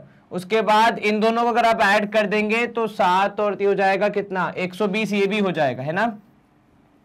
आप यहाँ पे 7 को दे देंगे वो भी 60 ये भी 60। चलिए तो 120 120 240, ठीक है, फिर 150 ये और 73 और, तो 3 यहाँ पे आप ऐड करेंगे 5 4 9 और 7 कितना हो जाएगा सर, यहाँ पे हो जाएगा 16, एक कैरी 463 और कितने हैं यहाँ पे 1 2 3 4 5 6 7 है, तो मतलब 463 डिवाइड बाय 7। एक बार आप भी चेक करिए आपका ऐड करने पे इतना ही आ रहा है क्या, तो x बार आ रहा है 463 डिवाइड बाय 7। 7 के टेबल से आप कैंसिल करना चालू करेंगे, 7 6 42, कितना बचा 43 बचा, 6 और यहाँ पे 43 था, 7 6 फिर से 42, 1 बचेगा, तो 66 1/7 आपका आंसर हो सकता है अगर मिक्स फ्रैक्शन में छोड़ रहे हैं हम तो, क्योंकि सवाल का ऑप्शन देखो सारे ऑप्शन में मिक्स फ्रैक्शन छूट ही रहा है 1/7, तो हमारे हिसाब से ऑप्शन सी 66 1/7 आपका आंसर होगा। अब देखो सवाल है स्टार्ट्स का, लेकिन आपके दो कॉन्सेप्ट चेक कर रहा है। पहला कक्षा 6वीं 7वीं का जहां पे आपको प्राइम नंबर सिखाया जाता है, तो क्या आपको प्राइम नंबर याद है कि नहीं वो भी पता कर लिया सवाल बनाने वाले ने, और आपको मीन निकालना आता है कि नहीं वो भी पता कर लिया। तो ये हमेशा आपको देखने को मिलेगा सारे एनटीएससी या फिर जो अपने कॉम्पिटिटिव परीक्षाएं होती हैं, चाहे जेई हो गया नीट हो गया जो आप आगे जाके लाइफ में दोगे, सब में ऐसे ही होता है। हर एक क्वेश्चन में एक से ज्यादा कॉन्सेप्ट आपके पूछे जाते हैं सवाल बनाने वाले के द्वारा, तो आपको वो हमेशा ध्यान रखना है कि हमसे क्या क्या पूछा जा रहा है, ठीक है। चलिए computer ji please answer verify करें, तो ऑप्शन सी 66 1/7 हमारा भी सही है, कंप्यूटर जी का भी वही है। अगला प्रश्न है the mean of 15 observation written in same order is 50, ठीक है, 15 ऑब्जर्वेशन हैं। If the mean of first 8 observation, ये क्वेश्चन काफी बार आता है, and last 8 observations are 48 and 40 53, then the 8th observation is, अब यहां ध्यान दो, अगर आपने पहली 8 ऑब्जर्वेशन को एक साथ एक बंडल में बांध दिया, ठीक है, जैसे यहां पे लिखा है फर्स्ट 8 का कितना है 48, ठीक है, और लास्ट 8 का आपने का 53। सोचने समझने वाली बात यह है कि पहले की 8 और आखिरी की 8 को अगर जोड़ दूंगा मैं तो जितना गणित मुझे आता है 8 + 8 तो 16 हो जाएगा, पर जनाब यहां तो 15 ही ऑब्जर्वेशन है, तो वो एक एक्स्ट्रा कौन सी है। तो प्रभु अगर आप ध्यान दें पहली 8 में मतलब 8th ऑब्जर्वेशन भी आ गई, और लास्ट 8 जब आप काउंट करेंगे तो उल्टा गिनिए 15 से, 15 14 13 12 11 10 9 8, तो ये जो 8वीं ऑब्जर्वेशन है ये दोनों जगह रिपीट हो रही है, इसीलिए यहां पे हमें ये सवाल सॉल्व करने में बहुत ही ईज होने वाला है, क्योंकि हमें पता है जो रिपीट हो रहा है वो 8वीं ऑब्जर्वेशन है, बस वही हमें पता करना है, ठीक है। चलो अच्छा एक बात बताओ, यहां पे हम इसको लिखेंगे कैसे। सर जब आप 15 ऑब्जर्वेशन का मीन कह रहे हैं तो आप कह रहे हैं x15 is equal to 50, very good. Sir जब आप x फर्स्ट 8 कह रहे हैं तो आप कह रहे हैं 1 से लेकर 8 तक का हो जाएगा 48, ठीक है, और x बार फॉर 8 to 15 हो जाएगा 53, ठीक है। अब अगर मैं पहले स्टेटमेंट की बात करूं, इसका मैथमेटिकल फॉर्मूला कैसा होगा, तो सर जब आप x बार निकाल रहे हैं तो आप basically x1 plus x2 plus x3 and so on करते करते x15 तक जाएंगे, ठीक है, फिर उसको डिवाइड करेंगे 15 से, तब आपको मिलेगा 50, ठीक है। तो मतलब यहां से आप बोल सकते हैं कि x1 plus x2 plus x3 और बीच वाला x8 जिसके बारे में पूरी चर्चा है, और उसके साथ साथ x13 x14 प्लस x15, इन सब को जोड़ते हुए हमारा सम कितना आएगा 15 × 50, क्योंकि आपने जो 15 डिवीजन में था साइड चेंज करके 50 से मल्टीप्लाई कर दिया, तो इन सबको जोड़ने पे 750 आएगा। अब सोचने वाली बात, जब आप x1 से लेकर 8 तक निकाल रहे हैं, फर्स्ट 8 ऑब्जर्वेशन का, तब आप क्या कर रहे हैं सर? तब x1 plus x2 plus x3 and so on till x7 और x8, इन सब का एडिशन हो रहा है, फिर डिवीजन बाय 8 हो रहा है, तो हमें 48 मिल रहा है।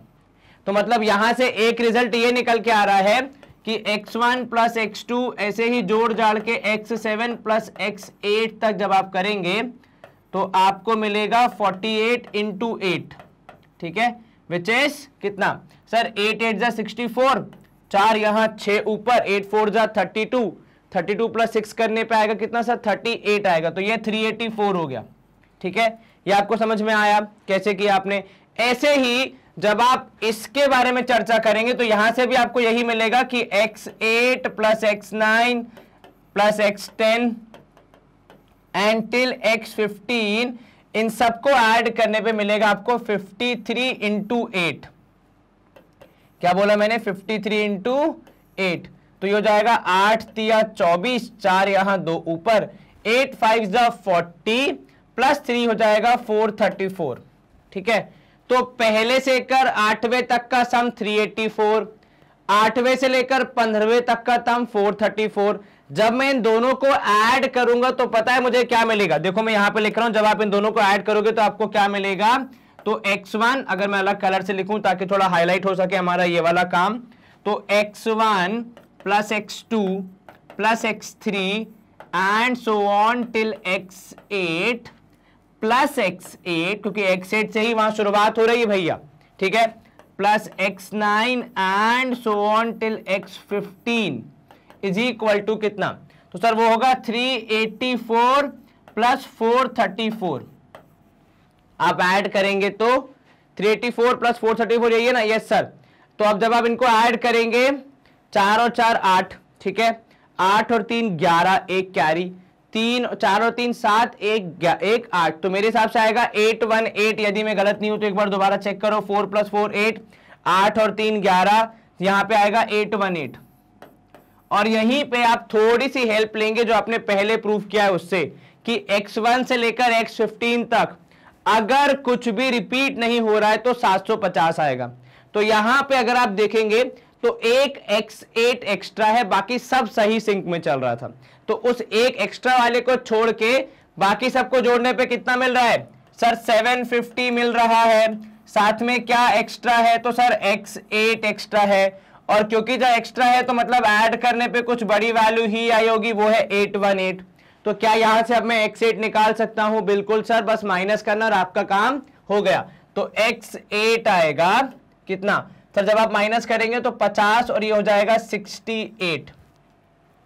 क्या हमारे पास ऑप्शन में है 68? नहीं सर, ऑप्शन में 68 तो नहीं है। 58 एक बार दोबारा चेक कर लो सारी कैलकुलेशंस, कहीं कुछ गड़बड़ तो नहीं।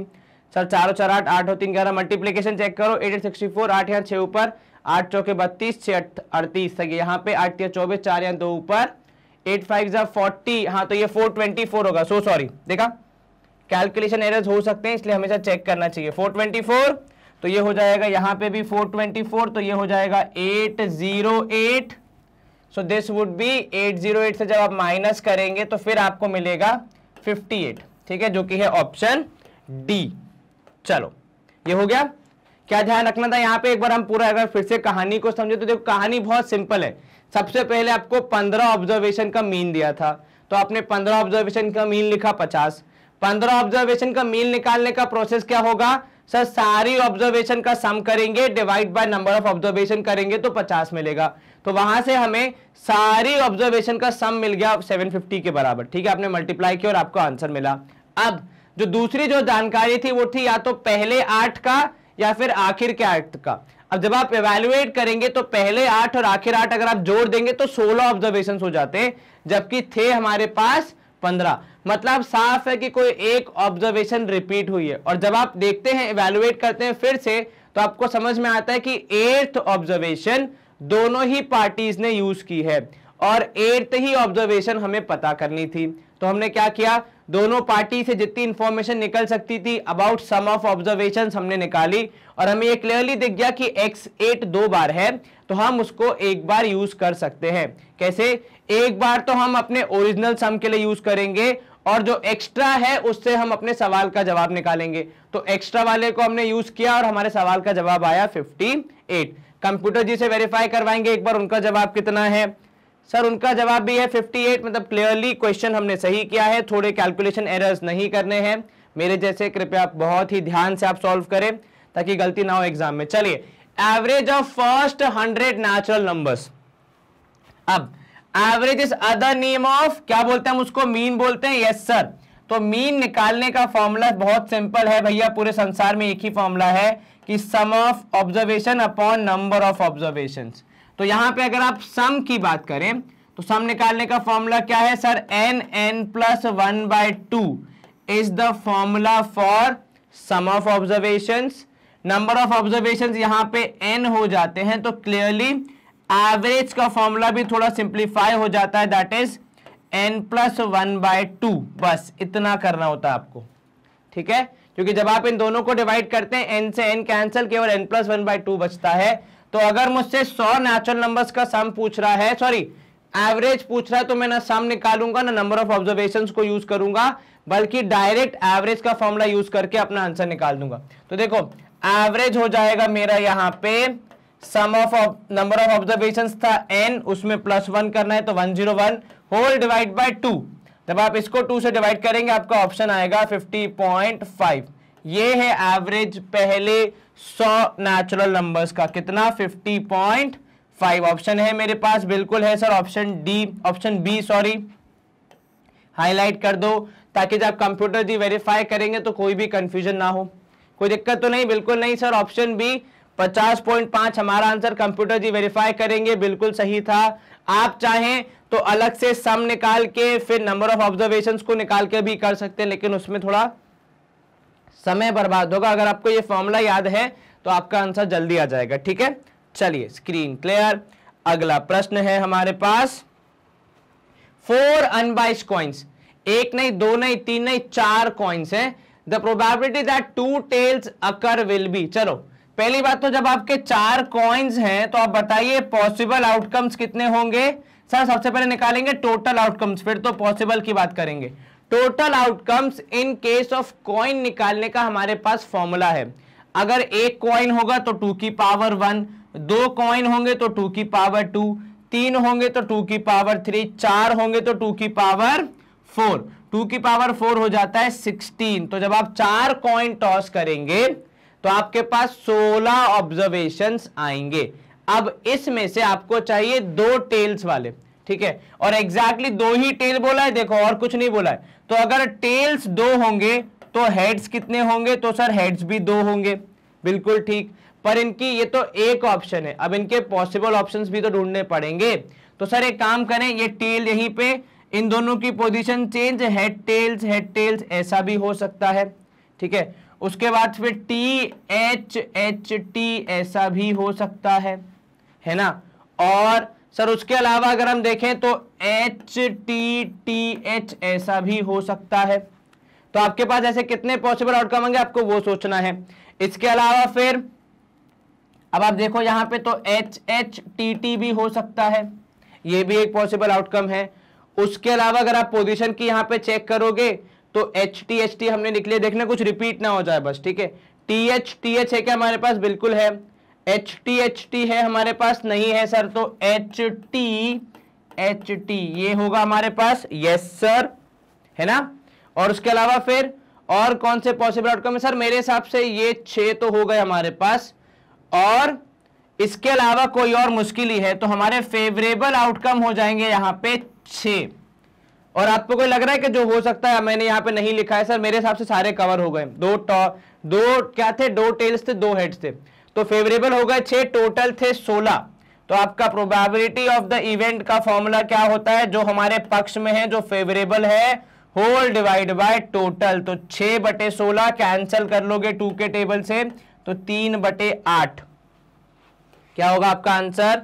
सर 3/8 हमारा आंसर होगा, जो कि है ऑप्शन ए। 2 के टेबल से कैंसिल किया भैया, बाकी ऑप्शन 3/16, 4/16, 5/16 वो हमारा जवाब तो नहीं आ रहा क्योंकि हमारे पास 6 पेयर आ रहे हैं और 6 ग्रुप्स आ रहे हैं और देख लो अलग अलग है सब, कोई भी रिपीट नहीं हो रहा है ना।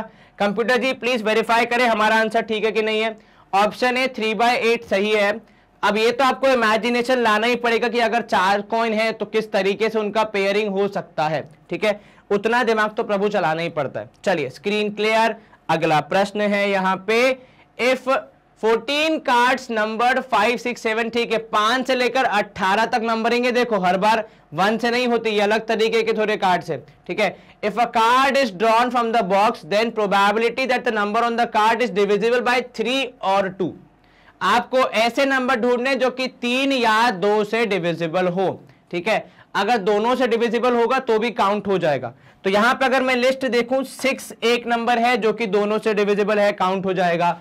8 2 से डिविजिबल है, काउंट होगा। 9 3 से डिविजिबल है, काउंट होगा। 10 2 से डिविजिबल है, काउंट होगा। 12 दोनों से डिविजिबल है, काउंट हो जाएगा। 14 2 से डिविजिबल है। 15 3 से डिविजिबल है। 16 2 से डिविजिबल है। 18 दोनों से डिविजिबल है। तो जो नंबर्स मैंने यहाँ पे हाईलाइट कर दिए हैं वो सारे नंबर्स ऐसे हैं जो कि 2 या 3 और 2 से डिविजिबल हैं। तो हमारे पास यहाँ पे अगर हम देखें तो कितने आउटकम्स थे सर? टोटल आउटकम जैसा कि सवाल में लिखा हुआ है 14 है। अब बताओ फेवरेबल आउटकम कितने होंगे? तो 1 2 3 4 5 6 7 8 9 है हमारे हिसाब से। तो एक बार आप चेक करिए कोई ऐसा है जो हमने मिस कर दिया? 5 प्राइम है, 7 प्राइम है, 11 प्राइम है, 13 प्राइम है, 17 प्राइम है। तो ये 5 तो प्राइम ही हो गए।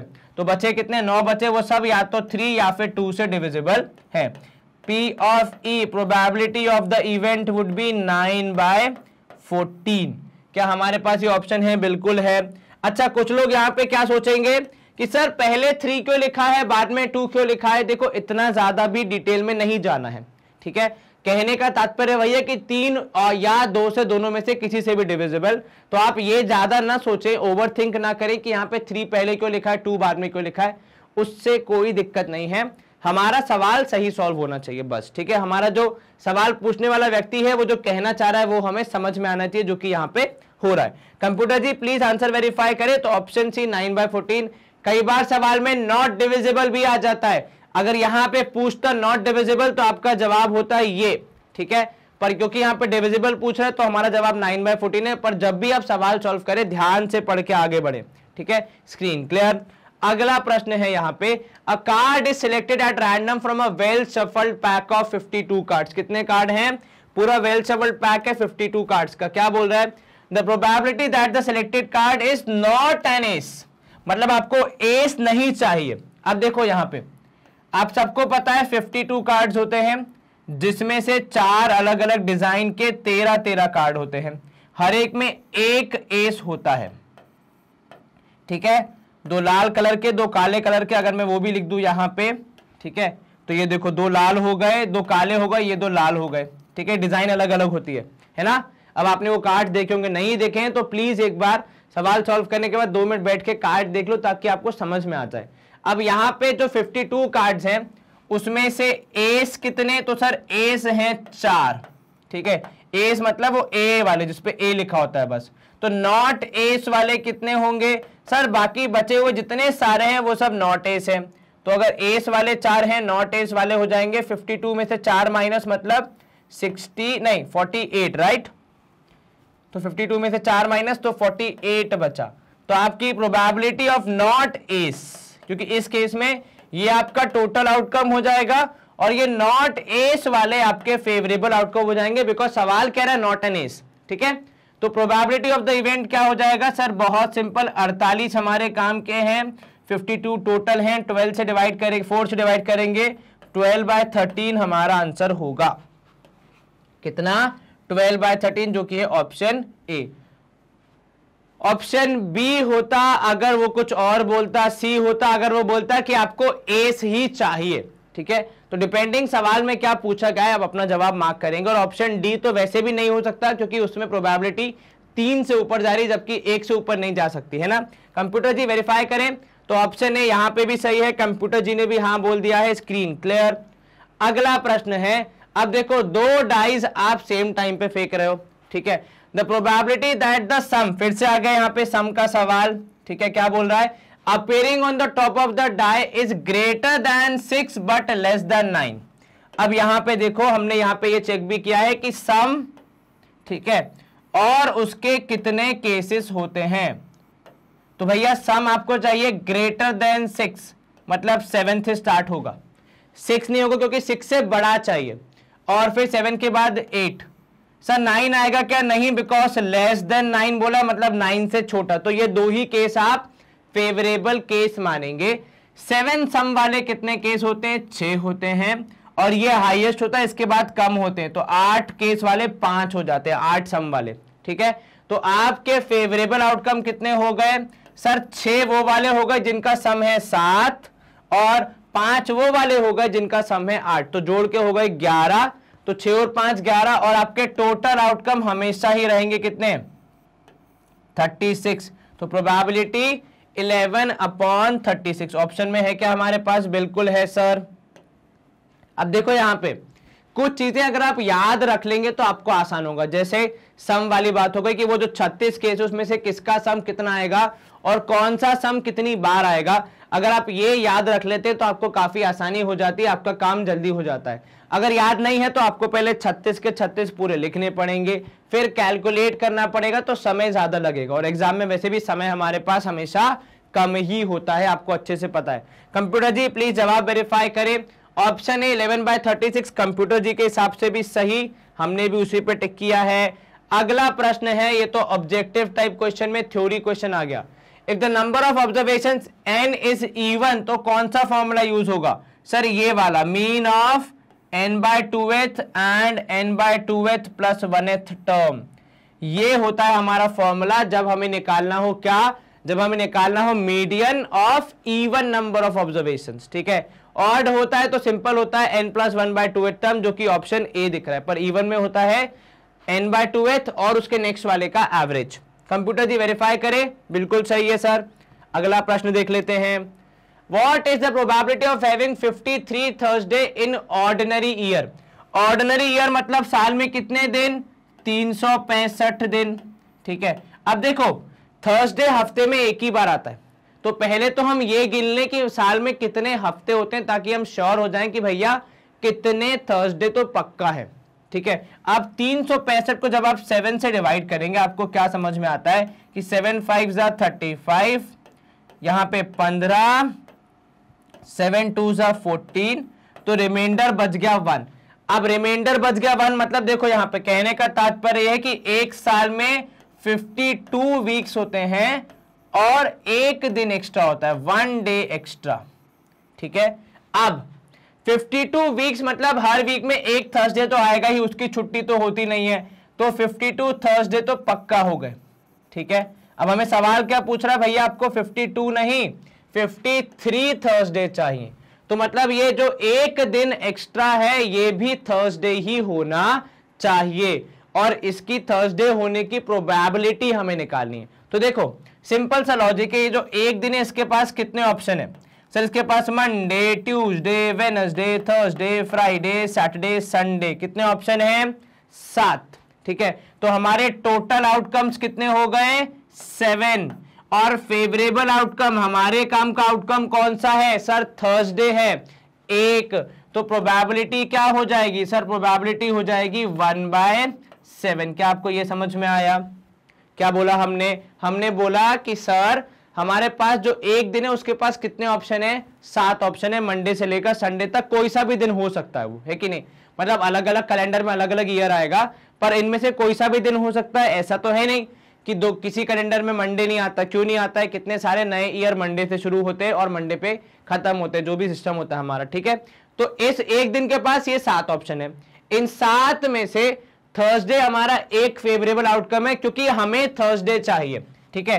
तो वो फेवरेबल एक हो गया, प्रोबेबिलिटी हो गई 1/7, जो कि है ऑप्शन सी। क्या आपको समझ में आया सर? अगर लीप ईयर होता तो सवाल कुछ और होता, तब 366 होता और 2 दिन होते, तो उसके हिसाब से आपको एडजस्ट करके प्रोबेबिलिटी निकालनी पड़ती। कंप्यूटर जी वेरीफाई करे, तो ऑप्शन सी 1/7 हमारा सही है। Screen clear.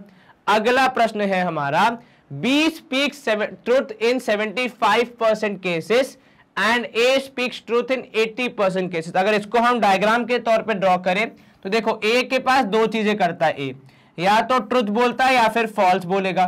ट्रुथ 80% केसेस में बोला जाता है किसके द्वारा? A के द्वारा। तो A का हो गया 80%। अगर वो ट्रुथ बोलता है तो फॉल्स कितना बोलेगा सर? बचा हुआ। तो 100% में से 80 तो इसके पास है, 20 आ जाएगा फॉल्स में। वहीं अगर बी की बात करें तो बी जनाब जो है वो भी ट्रुथ या फॉल्स में से कोई एक ही चीज बोलते हैं। अगर वो 75% में ट्रुथ बोलते हैं तो बचे हुए 25% में इंसान क्या बोलेगा? फॉल्स बोलेगा। अब यहां देखो, ये तो हमने पहले स्टेटमेंट को ब्रेक डाउन किया। Find the probability that they contradict each others statement. अब एक दूसरे का स्टेटमेंट कॉन्ट्राडिक्ट कर रहे हैं, मतलब एक इंसान कुछ बोल रहा है, दूसरा इंसान कुछ और बोल रहा है। इसके दो केस बन सकते हैं। कौन सा सर? या तो ए बोलेगा ट्रुथ, ठीक है, और बी बोलेगा फॉल्स, तब कॉन्ट्राडिक्ट हो सकता है, या फिर ए बोलेगा फॉल्स और बी बोलेगा ट्रुथ। अगर दोनों सच बोलेंगे तो भी मैच हो जाएगा, दोनों फॉल्स बोलेंगे तो भी मैच हो जाएगा, है कि नहीं? झूठ अगर वो बोल रहे हैं तो एक जैसे ही बोलेंगे ना कि हाँ सर हम दोनों यहां पे थे ही नहीं, पर अगर एक बोल देगा कि मैं नहीं था, मैं तो यहां गया था, वो वहां गया था, तो फिर गड़बड़ हो जाएगी, है ना? तो यहां पे अब देखो 80% मतलब 4/5 हो गया, 20% 1/5, 75% 3/4, इसका हो जाएगा कितना? 1/4। अगर हम पहला केस लें कि ए जनाब ने ट्रुथ बोला और बी ने बोला फॉल्स, तो कैसे सॉल्व करोगे इसको? तो सर ए के सही बोलने की प्रोबेबिलिटी है 4/5 और बी के बोलने की प्रोबेबिलिटी है 1/4। और जब ये दोनों साथ में बोलेंगे मतलब A is speaking truth and B is speaking false, जब भी एंड आता है तो हम क्या करते हैं? मल्टीप्लाई करते हैं। तो यहां पे भी हम दोनों को मल्टीप्लाई करेंगे कि दोनों चीजें होनी चाहिए। खाली ए के सच बोलने से कुछ नहीं होगा, साथ में बी को भी झूठ बोलना पड़ेगा, तभी कॉन्ट्राडिक्शन हो पाएगा। तो यहां पे आपका जवाब होगा, इसकी प्रोबेबिलिटी हो गई 4/20। दूसरा केस, ठीक है, दूसरे केस में क्या होगा? ए जनाब बोल रहे हैं झूठ तो 1/5, बी भाई साहब बोल रहे हैं सच तो 3/4। मल्टीप्लाई किया आपने और यहां पे हो जाएगा 3/20। अब ये दो केस है, तो या तो पहला केस होगा या फिर दूसरा केस होगा। तो पहला केस होगा या तो इंग्लिश वाला और सेकंड केस, हिंदी में कहें हम तो पहला केस होगा या फिर दूसरा केस होगा। जब भी आपके पास इंग्लिश वाला और या फिर हिंदी वाला या फिर आ जाता है तो आप ऐड करते हैं, क्योंकि आपके हिसाब से दोनों में से कोई एक ही चीज होगी। तो 4/20 प्लस 3/20, तो आंसर वुड बी 7/20। तो ये आपका फाइनल उत्तर होगा। इस केस में 7/20 इज द प्रोबेबिलिटी दैट दोनों एक दूसरे को कॉन्ट्राडिक्ट करेंगे। क्या आपको समझ में आया? बिल्कुल सर। तो 7/20 इज ऑप्शन डी, ये हमारा सही आंसर है, आपने चेक कर लिया, ठीक है। अब यहां पे क्या किया था हमने? एक को फॉल्स, एक को ट्रुथ, एक को फॉल्स, एक को ट्रुथ लेते हुए हमने दो केस बनाए थे। और जब भी हम श्योर होते हैं कि दोनों चीजें साथ में होंगी, एंड आएगा तो हम मल्टीप्लाई करते हैं, ठीक है। और जब हम ये होता है कि चॉइस होगा या तो पहला या तो दूसरा, तो आप ऐड करते हैं प्रोबेबिलिटी निकालते समय। इस बात का विशेष ध्यान रखें। कंप्यूटर जी आंसर वेरीफाई करेंगे, ऑप्शन डी सही है, हमने वही मार्क किया। Screen clear. और हम मूव करेंगे नेक्स्ट क्वेश्चन की तरफ। अब अगला प्रश्न है हमारा, आपको मीन निकालना है किसका? First 17 whole numbers. चलिए, फर्स्ट 17 होल नंबर मतलब स्टार्ट कहां से करोगे सर? 0 से।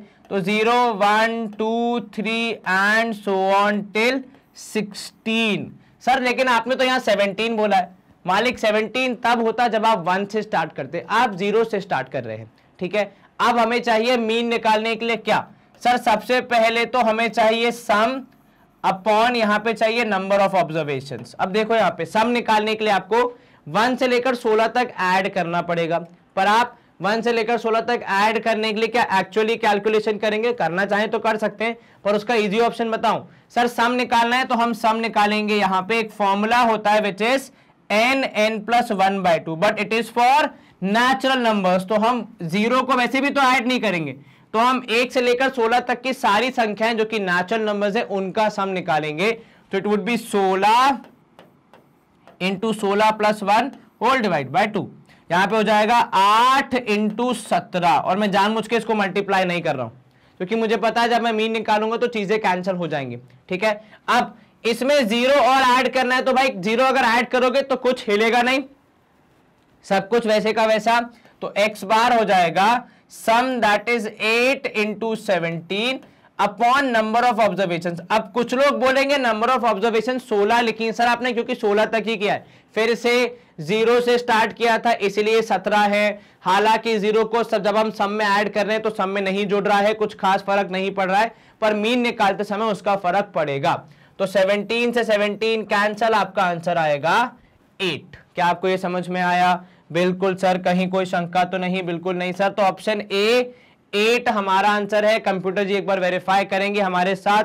कंप्यूटर जी प्लीज बताइए। तो आपका यहाँ पे आंसर आया 8। अब देखो यहाँ पे दो चीजें चेक हो गई, पहला आपको मीन निकालने आता है कि नहीं, दूसरा सम निकालने के लिए आपने कौन सी टेक्निक का यूज किया, क्या आपने एक्चुअली उंगली पे जोड़ जोड़ के लिखा या फिर आपने यहाँ पे फॉर्मूला लगाया फॉर 16 टर्म्स, क्योंकि 1 से लेकर 16 तक तो नेचुरल नंबर्स है ना, तो उनको यूज करते हुए हमने यहाँ पे सम निकाला, आंसर आया 8। चलिए स्क्रीन क्लियर।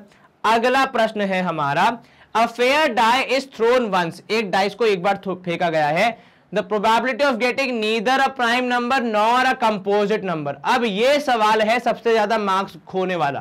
क्यों?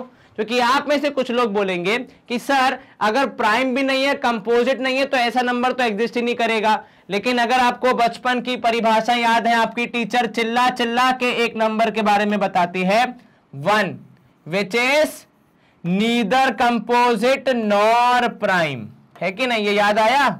तो इन जनाब को अगर आप भूल गए हैं तो भैया जब आप ये वाला केस लेते हैं that is neither composite nor prime वाला, ये जनाब हैं जो ऐसा इकलौता नंबर है जो कि इसको सेटिस्फाई करते हैं।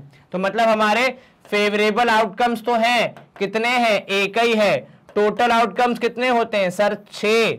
तो प्रोबेबिलिटी क्या होगी? दोनों का डिवीजन अर्थात 1/6। मैक्सिमम लोग इसका आंसर 0 लिख के आ जाएंगे क्योंकि उनको याद ही नहीं रहेगा कि 1 जैसा नंबर भी है जो कि ना प्राइम है ना कंपोजिट है। इंसान तो यही सोच के चलता है ना कि या तो नंबर प्राइम होगा या तो कंपोजिट होगा, बीच का तो कोई रास्ता होता नहीं है। तो ये है बीच का रास्ता 1 which is neither composite nor prime. चलिए कंप्यूटर जी आंसर वेरीफाई करेंगे, तो उनका आंसर भी है ऑप्शन डी 1/6। वही एक केस जो हम यहाँ पे डिस्कस कर रहे हैं प्राइम और कंपोजिट ना होने का, दैट इज 1 होने का। अब यहां देखो इनमें से कौन सा स्टेटमेंट सही है। अब ये स्टेटमेंट है मोड, मीन और मीडियन के बारे में। अब कई बार क्या होता है, देखो घुमा फिरा के दे दिया जाता है ताकि आप कंफ्यूज हो जाओ।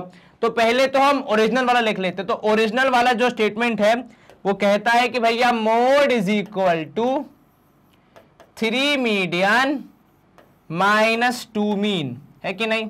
Yes sir. तो इससे अब कंपेयर करो क्या कोई है जो इससे मैच हो रहा है। पहला वाला है 2 median equal to mode plus 2 mean. अब अगर आप मोड प्लस 2 मीन कर रहे हैं मतलब आप 2 मीन को इधर लेके आ रहे हैं, तो ये बन गया mode is equal to mode plus 2 mean is equal to 3 mean, 3 median. पर इन जनाब के हिसाब से इन्होंने एक मीडियन कम कर दिया, शायद टैक्स काट लिया। क्यों भैया? ऐसे ही मन से जबरदस्ती के हटा दोगे तो फिर ये वाला क्या हो जाएगा, ये स्टेटमेंट गलत हो जाएगा, इसलिए लाल रंग से मैंने हाईलाइट कर दिया है। Mode equals to mean minus median, अपने मन से ही इन्होंने चीजें हटा दी है, जो वहां पे कोएफिशिएंट थे मल्टीप्लाई हो रहे थे वो सबके सब हटा दिए। तीसरा वाला 3 median is equal to mode plus 2 mean, मतलब ऑप्शन सी परफेक्टली मैच हो रहा है जो हमने लिखा है उससे, और जितनी गणित हमें आती है शायद हमने सही ही लिखा है। ऑप्शन डी होता तब जब सी वाला भी गलत होता, पर क्योंकि सी वाला ऑप्शन हमें सही लग रहा है तो हम डी को ऑब्वियस सी बात है मार्क नहीं करेंगे। कंप्यूटर जी प्लीज वेरीफाई करें। तो ऑप्शन सी हमारा भी सही, कंप्यूटर जी ने भी हां कही, तो यहां पे स्क्रीन क्लियर। अगला प्रश्न है मीन ऑफ 35 ऑब्जर्वेशन से 75। Very good. फर्स्ट 18 का 70 है, लास्ट 18 का 80 है। ये वैसा ही सवाल है जैसा हमने अभी थोड़ी देर पहले किया था। तो देखो यहां पे गैप कहां पे आएगा, कहां पे डबल होगी चीजें, तो x 35 है आपके पास, कितना 75, ठीक है।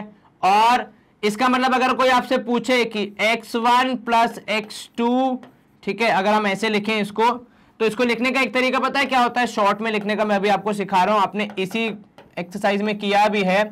ऐसा करने पे होल डिवाइड बाय यहाँ पे कितना 35 करने पे आपको मिलेगा 75। ठीक है, इसको ऐसे भी लिखा जाता है कि सिग्मा एक्स, यहां पे आपने लिखा एक्स आई, नीचे आएगा आई की वैल्यू इक्वल टू 1, ऊपर आएगा 35। सिग्मा का मतलब होता है एडिशन सबका, एक्स आई मतलब किस किस को ऐड करना है। आई की वैल्यू होती है 1 से लेकर 35 तक, नीचे लिखी जाती है जहां से स्टार्ट करना है वहां से ऊपर लिखा जाता है जहां पे खत्म करना है वहां पे। तो ये हो जाएगा 75 इंटू 35। ठीक है, अब यहां पे आप अगर देखेंगे आगे बढ़ के तो जो पहले 18 हैं, फर्स्ट 18, उनका मीन है 70। तो मतलब x 1 से लेकर 18 तक का मीन है कितना, x बार है कितना 70। इसको भी अगर हम एडिशन के फॉर्म में लिखें तो सबको ऐड करने पे तो आप क्या लिखोगे यहां पे, सर हम शुरू से स्टार्ट करें तो x1 plus x2 and so on till x18 is equal to 70। लेकिन इसको किससे डिवाइड करते हैं हम मीन निकालने के लिए, 18 से। तो यहां पे अगर मैं मैथमेटिकल लैंग्वेज में लिखूं तो हमें सबको ऐड करना है, ऐड करने का साइन सबमिशन।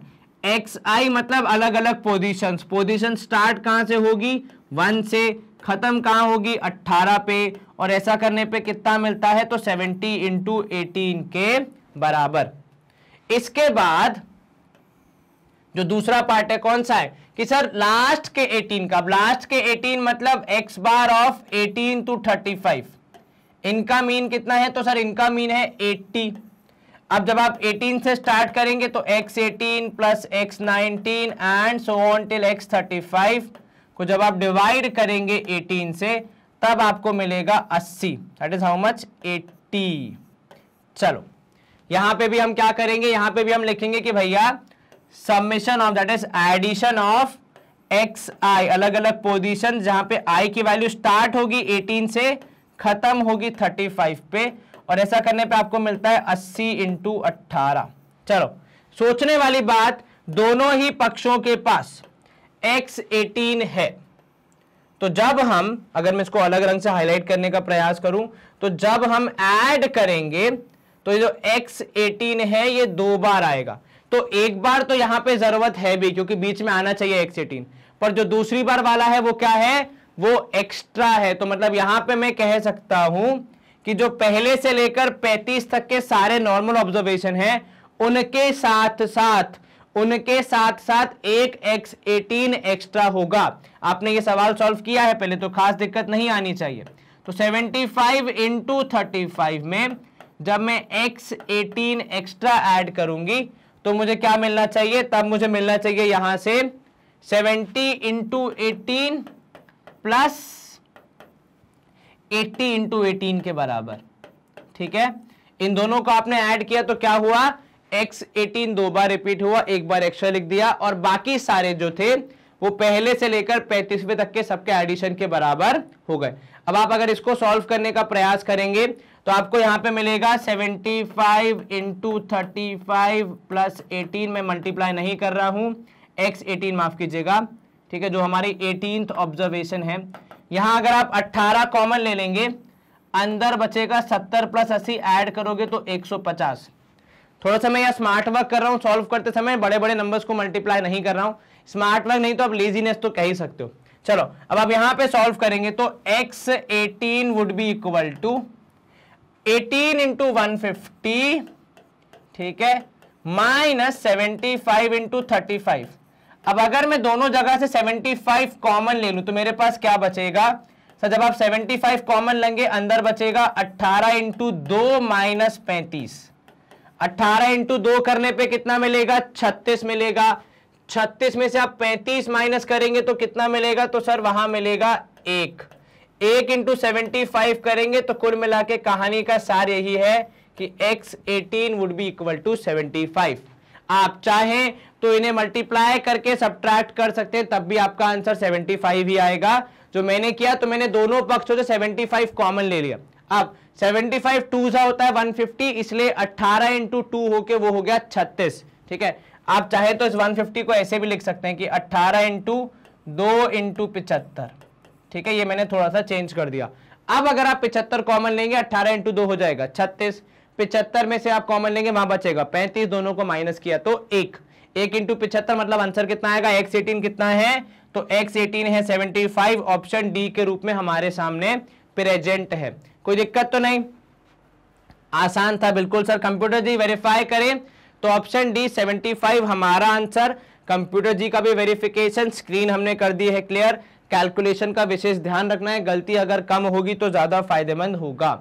एंड इसी के साथ हमारे 2018 से लेकर 20 तक के सारे सवाल जो हमें करने थे वो हमने समाप्त कर दिए हैं बड़ी ही आराम से। लेकिन हमारी सेशन एंड होने से पहले आपके लिए बहुत इंपॉर्टेंट जानकारी है, और आपको ये जानकारी खुद के पास भी रखनी है, इस्तेमाल भी करनी है और अपने फ्रेंड्स को भी बताना है, ठीक है। देखो ऐसा आपको क्लियरली दिखता है कि हमारा जो यूट्यूब चैनल है उस पर हमारी मिलियंस की फैमिली है, कोई छोटी मोटी फैमिली तो है नहीं। अब इतनी बड़ी फैमिली होगी तो ऑब्वियस ही बात है अलग अलग फैमिली मेंबर्स के, अलग अलग स्टूडेंट्स के अलग अलग रिक्वेस्ट होते हैं, ठीक है। इसीलिए सारी रिक्वेस्ट को केटर करने के लिए हम बहुत सारे सेशंस अपलोड करते हैं, और इन्हीं सेशंस के बीच बहुत बार ऐसा होता है कि हमारे स्टूडेंट्स के जो काम के सेशन है वो उन तक नहीं पहुंच पाते, या मतलब अपलोड हो जाते हैं, रिलीज हो जाते हैं, लेकिन फिर आपको उसका नोटिफिकेशन नहीं दिखता, या फिर आप अपने कामों में ढूंढ नहीं पाते, या फिर आप कैचअप नहीं कर पाते, तो आपको लगता है कि आदरणीय शिक्षक गण ने ये चीज नहीं पढ़ाई है या ये चीज विजिबल नहीं है। फिर आपके हमारे पास ईमेल आते हैं, व्हाट्सएप आते हैं, मैसेजेस आते हैं, जिनका रिप्लाई करने का हम भरपूर प्रयास करते हैं, लेकिन फिर भी कहीं कहीं कुछ कुछ छूट जाता है, क्योंकि एकदम से इतने सारे मैसेजेस आते हैं ना।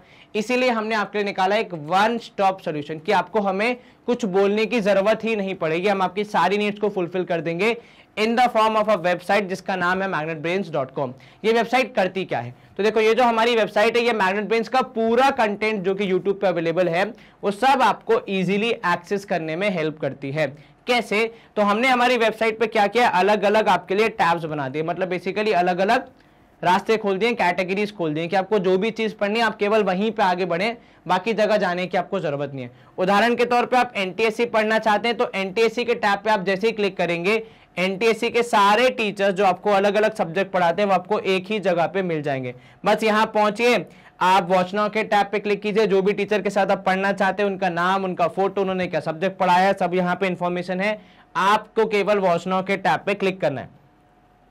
जैसे ही आप उस टैब पे क्लिक करेंगे कुछ इस तरीके से आपका एक और दरवाजा ओपन होता है जिसके अंदर हमने क्लासिफाइड मैनर में एक सीक्वेंशियल ऑर्डर में सारे चैप्टर्स, उन चैप्टर्स में कितने लेक्चर्स हैं, लेक्चर्स में क्या पढ़ाया गया है, किस पढ़ाए हुए लेक्चर की कितनी ड्यूरेशन है, उसकी सारी जानकारी आप तक पहुंचा दी है। बस अब आप एक फ्लो में यहां से अपने टॉपिक्स को पिक करके अपनी पढ़ाई कर सकते हैं, आपको कोई भी दिक्कत नहीं आएगी। ठीक है, यहाँ पे आप आसानी से कॉन्सेप्ट पढ़िए, एग्जाम्पल सॉल्व कीजिए, प्रीवियस ईयर क्वेश्चन सॉल्व कीजिए, डीपीक्यू सॉल्व कीजिए, सब कुछ आपको एक ही जगह पे मिल जाता है विदाउट एनी वेस्टेज। ठीक है, अब यहाँ पे जैसा आप देख सकते हैं ये एग्जाम्पल है, अगर आप ध्यान से शक्ल मिलाएं तो यह व्यक्ति जो मेरे ठीक पीछे खड़ा है वो मैं ही हूं, मेरा कोई जुड़वा भाई तो है नहीं। तो देखो same teacher, same quality, same content, कुछ भी फर्क नहीं है, बस केवल एक डिफरेंस आता है कि यहाँ पे एडवर्टाइजमेंट, ब्रेक और आपके डिस्ट्रैक्शंस, किसी अच्छे संगीतकार का कोई संगीत या कोई गाना, किसी अच्छी डांसर का, किसी अच्छे परफॉर्मर का कोई डांस जो आपको डिस्ट्रैक्ट कर देता है, पढ़ाई करते करते,